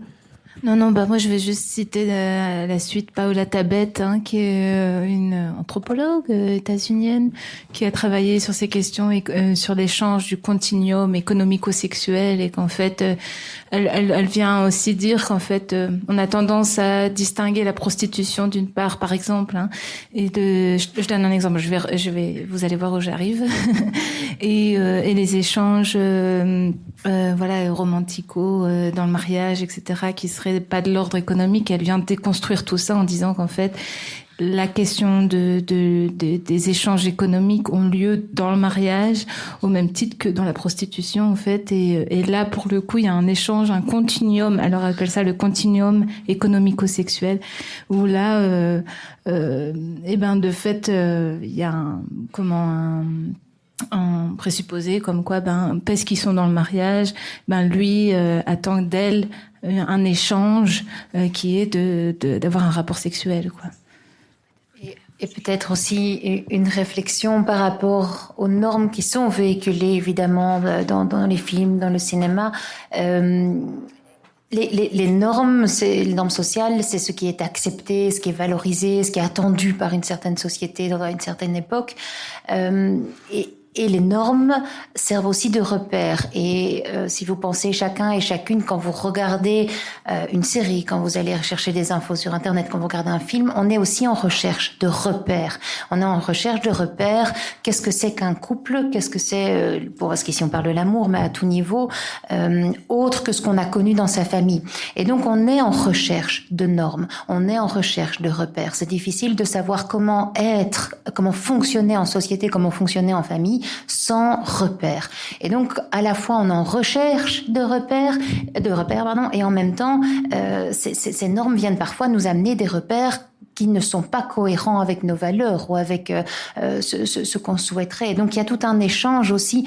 Les films reflètent les valeurs d'une certaine société, des certaines normes, et en échange vient de nous influencer, mais ça évolue. Donc voilà. Donc je pense qu'il y a aussi quelque chose de l'ordre du rêve. Vous parliez tout à l'heure, je ne sais plus qui parlait des relations sexuelles, de la mise en scène des relations sexuelles. Oui, ce n'est pas comme dans la réalité. On le sait. Dans un film, il n'y a pas ce moment gênant où on ne sait pas qui va mettre le préservatif ou comment on va faire, etc. Mais parce que les films sont là pour à la fois nous donner des repères, mais aussi pour nous faire rêver. C'est-à-dire que dans les films, quand on regarde un film, on ne regarde pas la réalité, on rêve. Et donc il y a ce côté aussi où on peut regarder des films en sachant ça ne va pas s'appliquer à nous. Tout à l'heure, je vous parlais de l'aspect culturel des films. Je vous fais une petite parenthèse pour ceux qui connaissent les films Bollywood. C'est que du rêve. Et là, quand on parlait d'amour, d'amitié, par exemple, dans les films Bollywood, souvent ils mélangent l'amour filial, l'amour romantique, l'amour amitié, et tout ça est mis au même niveau. Et donc voilà, je peux en parler pendant des heures. Je vais m'arrêter là, mais donc cette idée aussi qu'on est en recherche pour construire sa sexualité, qui est un sujet tabou, pour construire son couple en amour, on est en recherche de repères. Et donc c'est important aussi de pouvoir aller les trouver et d'être critique quand on les voit.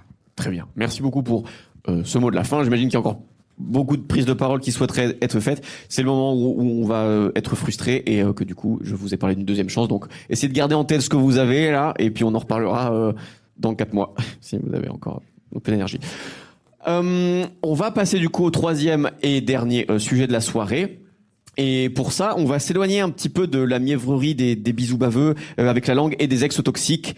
En cette fin de soirée, on va réfléchir à une autre forme d'amour qu'on questionne peut-être un peu moins, mais quand même un peu du coup, et qui peut-être mérite d'être mise en parallèle avec ce dont on a déjà parlé, l'amour romantique, un peu loin comme ça. Une autre forme d'amour qu'on a toutes et tous déjà éprouvée, donc c'est l'amitié. À l'instar des histoires de couple, le cinéma nous a offert plein de relations fortes d'amis qui finissent plus ou moins bien et qui peuvent souffrir parfois des mêmes travers que les histoires romantiques au cinéma. On commence à entendre parler parfois d'amitié toxique, de rupture amicale, c'est qu'il doit bien aussi y avoir des choses à régler. J'ai l'impression que la conscience collective prend moins le temps de s'intéresser à ces questions-là. Alors, si vous avez des amis autour de la table, c'est peut-être le moment de vous regarder dans le blanc des yeux, de vous dire vos 4 vérités et de vous demander si votre amitié est tout à fait saine.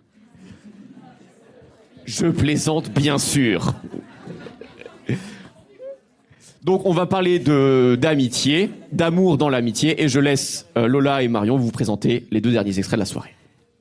Pour ces 2 derniers extraits, la première proposition qu'on va vous faire, c'est le trailer d'un podcast qu'on vous encourage éventuellement à aller écouter si ça vous intéresse. C'est un podcast en 5 épisodes créé par Binge Audio et qui a été diffusé sur le canal du Cœur sur la table. C'est un podcast qui s'appelle Anatomie d'une dispute. Il date de 2024-2025. Et c'est l'histoire de Johanna et Alex, 2 femmes qui se rencontrent et c'est le coup de foudre amical entre elles. Elles ont une amitié très évidente, c'est quelque chose de très intense, très passionnel entre elles. Et puis assez rapidement, il y a des jeux de pouvoir, des jeux de rôle qui commencent à naître entre elles. Et ça mène à une dispute qui a été en fait disséquée a posteriori dans ce podcast. Donc on va vous en passer la bande-annonce si ça vous intéresse, il est toujours disponible sur les plateformes d'écoute. Et pour terminer, on voulait avoir quelque chose d'un peu plus doux et poétique parce qu'on est passé par plein d'extraits différents, des trucs de bagarre, de violence. Parfois c'est chouette d'un peu apaiser nos cœurs. Et donc on terminerait avec un épisode de la série Samuel qui est sortie sur Arte. Qui est une série d'animation qui a été créée par Émilie Tronche, qui, d'ailleurs, petite anecdote, elle fait toutes les voix, elle chante aussi, elle fait la musique, donc c'est vraiment un petit bijou. Ça raconte l'histoire de Samuel, un petit garçon de 10 ans, et un petit peu ses péripéties à l'école, comment il est amoureux de la grande Julie, comment ses amitiés aussi s'articulent, ses relations à cet âge-là. Et voilà, c'est vraiment, je trouve, on trouve toutes les deux d'ailleurs une série très belle et très douce. Et c'était aussi une façon de montrer l'amitié entre 2 garçons, une amitié qui peut être un peu plus complexe, douce que ce qu'on peut parfois nous montrer dans certaines représentations au cinéma. Alors évidemment, il y a des représentations aussi d'amitié positives. On avait pensé aussi à un moment à l'extrait Et oui, Montagne, où c'est aussi une amitié entre 2 hommes qui est assez intéressante parce que on s'éloigne un petit peu de certains carcans et de certains clichés, parfois d'une amitié qui peut être représentée de façon très superficielle. Et donc voilà, on va vous laisser avec ça qui est, j'espère, vous plaire et qui est un peu plus doux. Ça vous est déjà arrivé, vous, un coup de foudre amical? Tu t'appelles comment? Johanna. Et toi? Alex. Un truc fulgurant. Une rencontre évidente. Coucou, merci pour tes audios, ça fait trop plaisir de t'entendre. Coucou, juste pour te dire que je suis allée à une conférencière que t'aurais adoré. Un échange où vous captez, à la première minute, que ça va être beau et grand. Hello, tu fais quoi aujourd'hui? Ça te dit un verre? Ça te dirait d'aller reprendre un café? Jusqu'au jour... Jusqu'au jour où ça vire au cauchemar. Tu n'entends pas ma détresse dans les notes vocales que je te laisse. Tu n'entends rien de tout ça, genre. Je veux plus de relation avec toi, Johanna. Comment des amitiés fusionnelles peuvent éclater du jour au lendemain? Les querelles vraiment blessantes, celles qui laissent derrière elles les traces les plus profondes, viennent des personnes avec lesquelles on vit l'intimité la plus intense. C'est fou de pouvoir s'aimer si fort et puis s'engueuler si mal. Plus on s'aime, mieux on se déchire. Je m'appelle Johanna Cincinnatis Abramovic. Je suis journaliste et dans Anatomie d'une dispute, je vais vous raconter l'histoire de mon amitié avec Alex. Une relation qui a surgi, qui m'a portée, avant de voler en éclats. Tu peux faire un effort pour une fois, Johanna. Qu'est-ce qui se joue dans nos ruptures amicales? Je sais bien que les conflits sont inévitables dans nos liens, mais on n'est pas obligé de s'y perdre. Je suis convaincue qu'on pourrait les traverser puis en revenir. Se disputer, ça s'apprend aussi. Alors comment faire? Est-ce qu'en prenant soin de nos amitiés, on prendrait pas mieux soin de notre société? Comment tu te sens aujourd'hui? Ça va mieux? Je pense à toi, mon chat. Tu m'appelles si ça va pas. Peut-être que si on savait s'engueuler avec nos amis, on serait mieux équipés pour affronter les crises sociales, climatiques et politiques qui s'annoncent. Pour survivre à ces crises, on va avoir besoin de liens solides. Je te jure, je me suis dit ça va choquer. Anatomie d'une dispute. Une série documentaire en 5 épisodes de Johanna Cincinnatis-Abramovic, à écouter à partir du jeudi 13 mars 2025 dans Le Cœur sur la table, un podcast créé par Victoire Tuaillon. Binge Audio.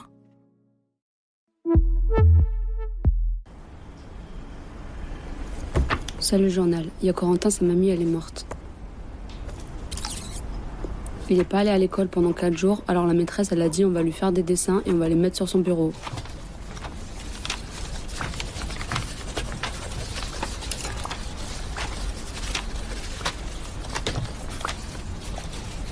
Mais Corentin, il est revenu ce matin. Je me suis dit, il va être tout triste, il aura les yeux bouffis, mais en fait, il était normal. Il avait juste pas de gel dans les cheveux. Il brille, tes cheveux, c'est joli. Ouais, c'est parce qu'ils sont gras. Ils sont gras parce que t'es triste? Non, c'est parce qu'ils sont pas lavés. Sa mamie, Corentin, il l'appelait Fifi, mais moi je l'appelais pas parce qu'elle me faisait peur. Je sais que ça se fait pas de dire ça à des gens qui sont vieux et morts. Elle nous gardait des fois, elle était toute ridée et elle avait un œil qui bougeait pas. Je la fixais pas trop dans les yeux, hein, même quand elle nous racontait des trucs sur sa vie. Elle disait, Corentin, il est beau comme moi. Elle avait un chien, mais il est mort avant elle. Et c'est bien dans cet ordre, comme ça il est pas resté tout seul. J'aurais peut-être dû lui faire une tape sur l'épaule. À Corentin, pas au chien. Mais Corentin, comme il a peur de rien, je me suis dit c'est bon, pas besoin. Corentin, dès qu'on lui dit capable de faire un truc, ben il le fait. Il a mangé un gendarme une fois, pas de goût. Il a grimpé sur le toit de la cantine, il s'est rasé un sourcil. Alors à la place, je lui ai dit cap de courir dans la descente de la mort. La descente de la mort, c'est une rue tellement en pente qu'on dirait un mur. Alors après l'école, on y allait, on a décidé qu'on allait courir ensemble. Tu penses qu'on peut mourir? Je pense pas. T'as peur? Un peu. Et toi? Non.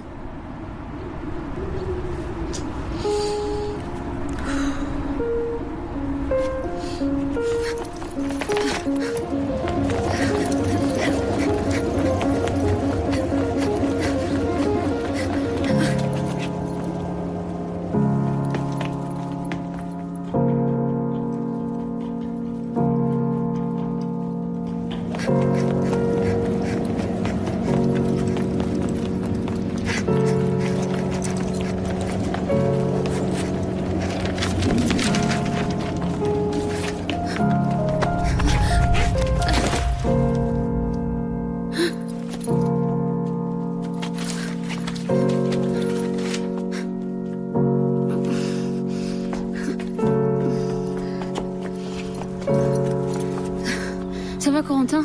Ouais, ça va. J'ai même pas mal. Ah bon? Tiens, tes dessins.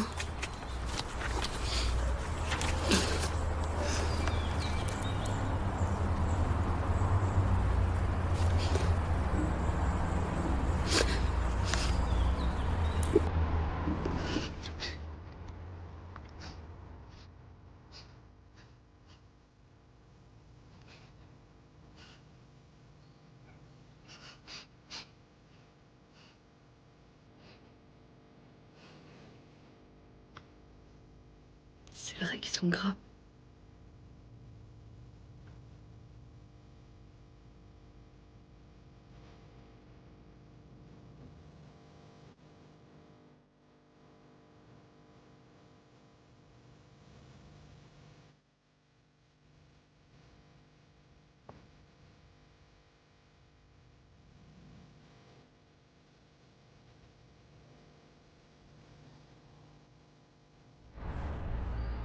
Je savais pas qu'il dessinait bien.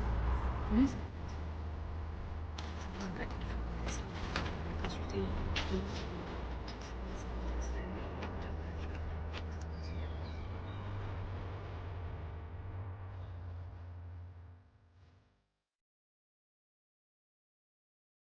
Tout est fou, tout est super là-dedans. Merci pour ce petit moment de poésie. Ça va pas nous empêcher de réfléchir quand même encore un peu durement maintenant. Avec cette troisième et dernière question. Les amitiés peuvent-elles souffrir des mêmes maux que les relations amoureuses? Et les remèdes sont-ils les mêmes? Vous connaissez la chanson, vous avez 10 minutes. Prisme. Et c'est terminé. Quelques personnes sont parties, mais on est encore suffisamment nombreux pour avoir plein de choses à dire. Évidemment, on a pris du retard, comme tout bon débat qui se respecte. Donc, on va essayer de se canaliser sur les 10 minutes de parole commune. Donc, Lola, tu peux remettre un chrono, s'il te plaît? Oh, merci beaucoup. Donc, on va rester sur 10 minutes. Bon, si on dépasse un peu, c'est pas grave. Est-ce que quelqu'un veut parler d'amitié? Oui, on t'écoute. Bonsoir, du coup. Alors, nous, on est arrivé à la conclusion que les amitiés peuvent s'ouvrir exactement des mêmes mots que les relations amoureuses et que, en fin de compte, les remèdes seraient tout à fait les mêmes. Parce que en fait, dans notre vie, on va rencontrer différentes personnes et on va les mettre soit dans la case de nouveau amoureux ou amis, mais on peut à un moment donné se rendre compte qu'en fait, on a pris des chemins séparés et avoir une rupture et être tout autant impacté par une rupture amicale qu'une rupture sentimentale amoureuse. Et ce qui nous a marqué, c'est que même si on arrive à la conclusion que les amitiés et les relations amoureuses peuvent s'ouvrir des mêmes mots et avoir les mêmes remèdes, on a tendance dans la société à mettre la relation sentimentale, donc amoureuse, un peu au-dessus des amis. C'est ça qui est plus important, c'est ça qui est officialisé même. Enfin, on peut se marier alors qu'on va pas se marier entre amis. Et c'est dommage, parce qu'en fait, les amitiés sont tout aussi importantes, parfois même plus, ou pas, que les relations amoureuses. Et moi, j'aime bien cet exemple, c'est que on dit toujours, quand on trouve son âme sœur, c'est qu'on se voit vieillir ensemble et finir nos jours ensemble. Ben moi, mes amis, je me vois vieillir avec elles et j'ai vraiment hâte de pouvoir regarder dans ma vie ce que j'ai fait et pouvoir en rire, quoi. Et donc voilà, c'est un peu ce paradigme de c'est la même chose, mais finalement, pourquoi on met l'un au-dessus de l'autre? C'est une vraie question. Pourquoi? Voilà. Non, c'est juste une phrase en continuité, parce que ça me fait penser à ça. J'y avais pensé avant en regardant l'extrait. Mais dans cette même idée-là, il y a des thérapeutes de couple, mais il n'y a pas des thérapeutes d'amitié. Donc quand on a une crise amicale, on peut pas aller avec sa meilleure amie ou son meilleur pote à une thérapie pour essayer de ressouder. Ça n'existe pas, quoi. Et c'est dommage. Donc ça va un peu dans la continuité de ce que tu viens de dire. C'est un constat. Mais du coup, en gros, nous, on a parlé exactement de la même chose, en ajoutant aussi que ce qui différenciait légèrement l'amitié à l'amour, c'est l'intimité qu'on a avec nos amis, qu'on n'a pas forcément avec une personne avec qui on aimerait avoir une relation amoureuse. Par exemple, il y a une intimité, il y a des choses qu'on va pas oser faire avec un homme, qu'on osera faire avec notre ami. Et du coup, oui, ça lie vraiment, ça rejoint totalement ce qu'ils ont dit. Et aussi, ça rejoint... je voulais vous poser une question par rapport à ce que vous avez dit, comme quoi il y avait des thérapeutes de couple, mais pas d'amitié. En soi, imaginons je vis une crise avec ma meilleure amie. Est-ce que je peux venir voir un thérapeute de couple pour parler de ces problèmes ou il faut voir une autre personne? Non, ce serait l'idéal, mais ce serait inédit presque. Parce que ça n'existe pas, mais ce serait effectivement merveilleux de venir chez un thérapeute. D'ailleurs, je préfère le terme en anglais parce qu'en anglais, ils appellent ça relationship therapist, un thérapeute de relation. Je trouve ça tellement plus juste. Et alors, par rapport à créer je suis d'accord qu'il y a des endroits d'intimité et de lien qu'on crée avec une amie qu'on crée pas avec son ou sa partenaire, mais à l'inverse aussi, il y a des moments d'intimité qu'on crée avec son ou sa partenaire qu'on ne pourra pas créer avec une amie. Et du coup, quand tu as dit ça, je me suis dit, et en même temps, pourquoi pas? Je sais pas, je réfléchis comme ça à voix haute, mais pourquoi est-ce qu'on pourrait pas être amis et peut-être avoir aussi un rapport sexuel? Pourquoi est-ce que la sexualité ne serait que cantonnée à mon partenaire de vie? Pourquoi est-ce qu'avec ma meilleure amie, je pourrais pas avoir une ou deux fois dans notre expérience un moment sexuel sans que ça crée... j'ai pensé à ça, mais je n'ai pas de réponse. Hein. Je dépose ça là, voilà. Je pense que c'est peut-être ça qui rend l'amitié encore plus forte que l'amour. C'est que vous n'avez pas besoin de plaisir charnel, de vous toucher, de voir vos corps, etc. pour vous aimer d'un amour peut-être même plus profond que tu pourrais avoir avec ton partenaire. Et je trouve que c'est ça qui fait que l'amitié... pour moi, en tout cas, c'est très subjectif. Pardon. Du coup, oui, c'est pour ça que je trouve que l'amitié est tellement, tellement, tellement beaucoup plus importante et plus belle parce qu'au final, c'est un amour qui part de rien, de peut-être 2 enfants qui vont juste se voir grandir sans forcément s'aimer plus ou se voir ou se toucher ou faire l'amour pour pouvoir s'aimer encore plus, quoi. Donc, ouais. Mais juste encore pour rebondir, on va se faire un truc, on va se faire un ping-pong tous les deux. Mais par rapport à cette idée de quand on est en couple, l'aspect charnel, etc. Il y a des couples aussi où il n'y a pas de sexualité, ou plus. Alors pour des raisons X ou Y, ça peut être un handicap, ça peut être plus de désir l'un pour l'autre, mais on a un couple ouvert. Enfin, il y a plein de scénarios possibles et imaginables, mais on reste couple, on s'aime comme un couple, et il n'y a pas de plaisir charnel. Donc c'est pour ça, je me demande si on peut pas peut-être changer ce paradigme de le charnel, la sexualité, elle va à qui? Est-ce qu'elle va forcément au couple? Je sais pas. Il y avait un rebond ici. On t'écoute. Moi, c'était une question que j'avais. Je me demandais si du coup, dans une relation amoureuse, est-ce qu'il fallait nécessairement de l'amitié? Parce que, moi, j'avais un peu du mal à répondre à cette question parce que pour moi, forcément, mon ex était mon meilleur ami. Du coup, forcément, c'est un peu la double peine où c'est la rupture amoureuse, mais aussi une rupture amicale quelque part. Et je me demandais si c'était une condition sine qua non à l'amour, finalement, d'être ami avec son partenaire. En fait, je trouve qu'aujourd'hui, en Occident, on a tendance à demander à son partenaire d'être un peu tout, d'être notre ami, notre amant, notre coach de vie, notre psychologue. Et c'est lourd, quoi, cette charge à porter quand on est partenaire. Et effectivement, quand il y a rupture, tout s'effondre parce qu'on perd tout ça. Il y a presque quelque chose, on demande presque à son partenaire presque quelque chose du divin. Il y a presque quelque chose, pour ceux qui seraient croyants, de l'ordre de ce que je demande à Dieu, quoi. Alors qu'en fait, non, c'est une charge tellement lourde à porter. Mais je comprends ce que tu veux dire. Parfois, l'amitié, même dans son couple, se crée presque inévitablement. Donc oui, est-ce qu'il faut de l'amitié pour être couple? Oui, ou pas. Enfin, ça dépend. Mais je pense que c'est une charge peut-être. Il faut décharger. Et je pense que c'est bien d'avoir plusieurs relations, d'avoir ses amis, d'avoir une amie qui est un peu plus pédagogue, d'avoir son psy, plutôt que de tout charger à son partenaire. Mais ça peut être aussi à sa meilleure copine. Enfin, peu importe. Parce qu'effectivement, le jour de la rupture, on peut effectivement perdre énormément et tomber de haut. Oui, on t'écoute. Tu as le micro, tu peux y aller. Pour revenir sur la question, j'allais dire que les maux dont on peut souffrir dans une amitié ou dans l'amour, parfois dans l'amitié, ça peut être aussi intense que dans l'amour, voire même plus. Parce que j'ai l'impression que dans l'amitié, on ne s'attend pas forcément à ce que ça se termine, enfin, que ça se finisse de façon brutale, aux ruptures amicales.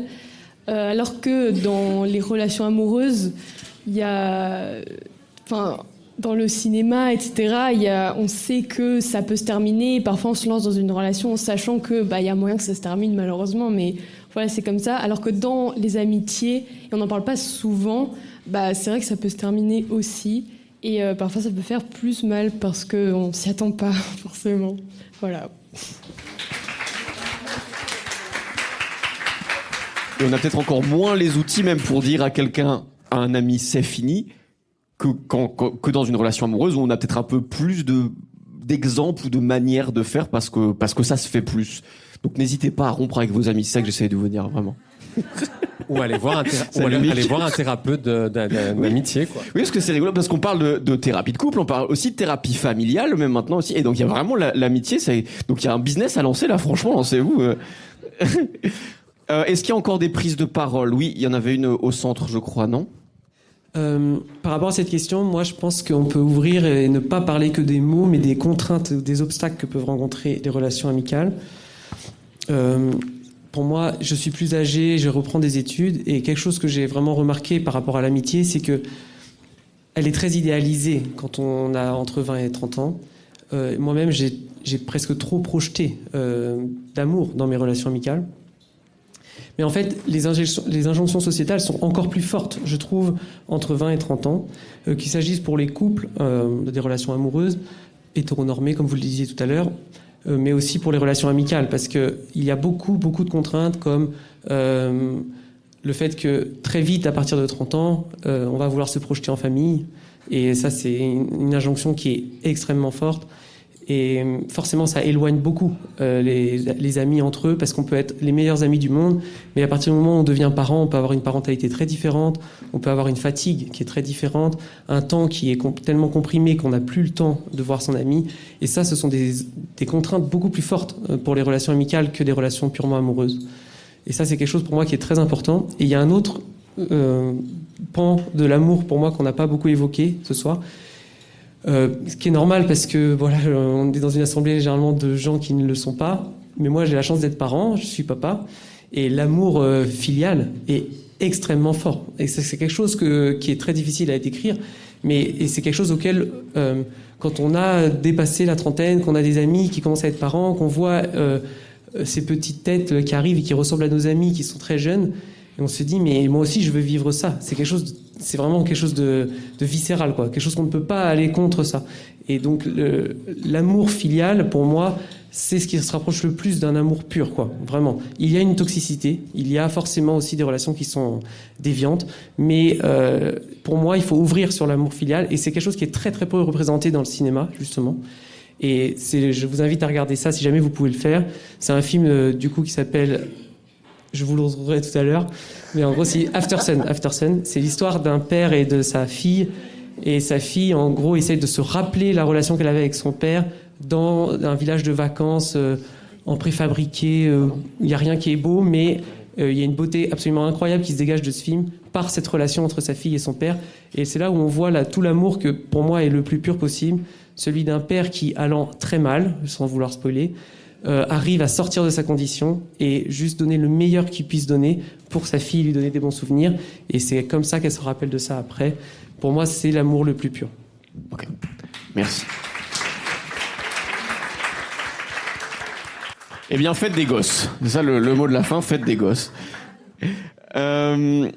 On va, évidemment, les 10 minutes sont passées depuis bien longtemps, on va devoir s'arrêter là. Avant, évidemment, je vais demander, est-ce que vous avez un ultime mot, un ultime conseil, une ultime chose à dire qui vous paraissait nécessaire de dire ce soir? Si oui, oui, si pas, pas.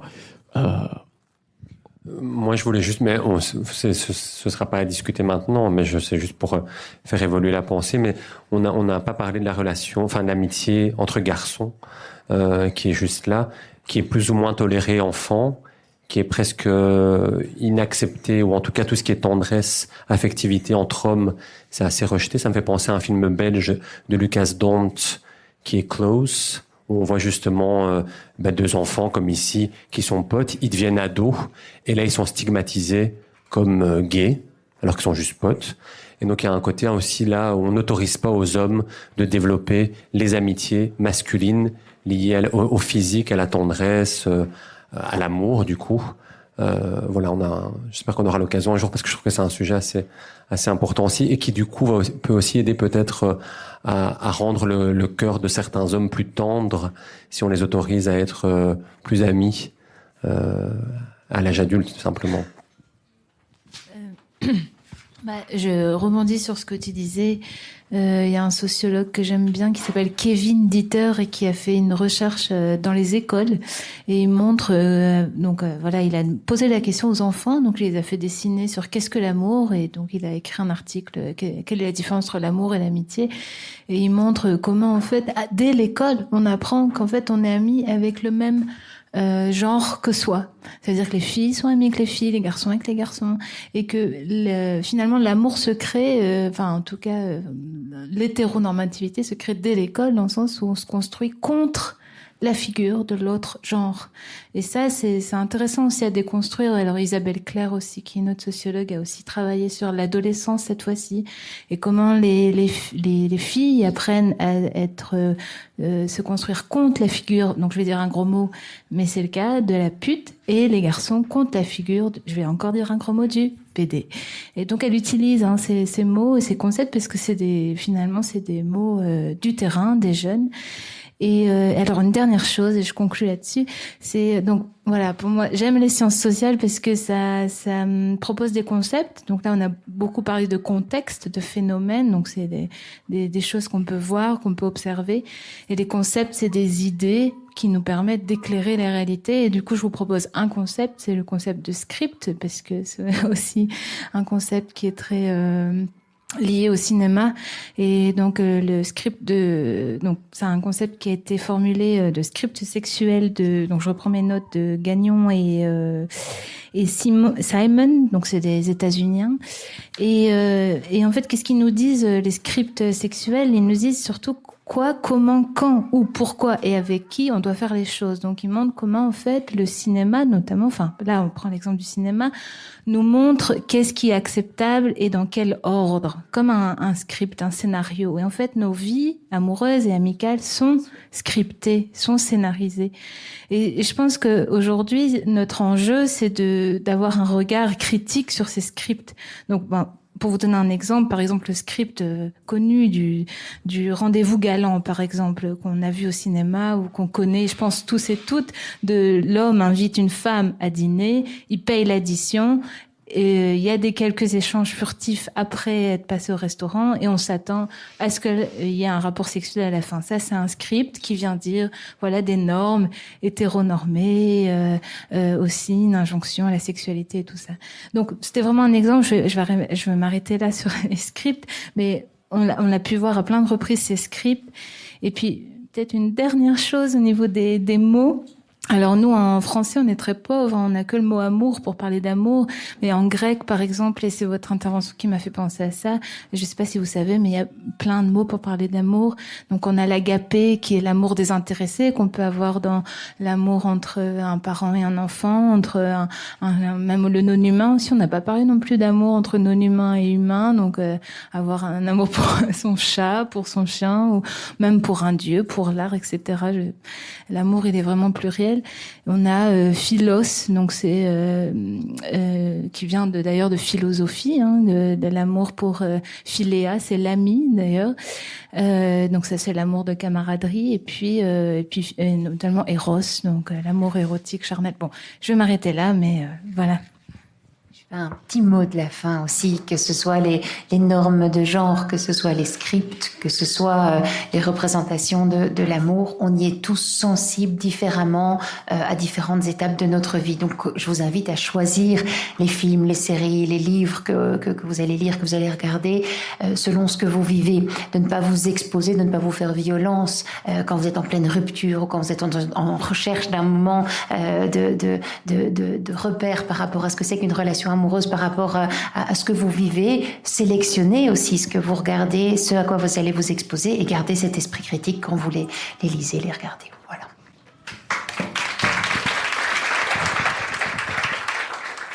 Merci pour ces dernières belles paroles. C'est donc la fin de cette soirée. Merci beaucoup d'avoir été aussi nombreux et nombreuses à participer. C'était hyper riche. Moi, je suis vraiment très content de ce qui s'est passé ce soir. J'espère que c'est votre cas aussi. Petit instant promo, donc je vous rappelle que ces soirées, elles sont organisées grâce au webzine Prisme et en collaboration, je vous rappelle, avec la Médiathèque Nouvelle qui a bien besoin de votre soutien en ce moment, donc ne les oubliez pas.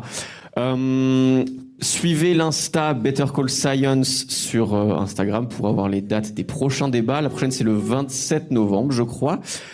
Suivez Prisme sur les réseaux. Bref, il y a tout ce qu'il vous faut sur les tables. Tu me montres un truc, je ne sais pas ce que c'est, mais ça a l'air super. Bref, suivez tout ce qui est sur votre table, quoi. Merci beaucoup, messieurs, dames. Je vous souhaite une bonne fin de soirée et à la prochaine. N'oubliez pas de vous aimer. Prisme. Comprendre, questionner, débattre. Le webzine étudiant.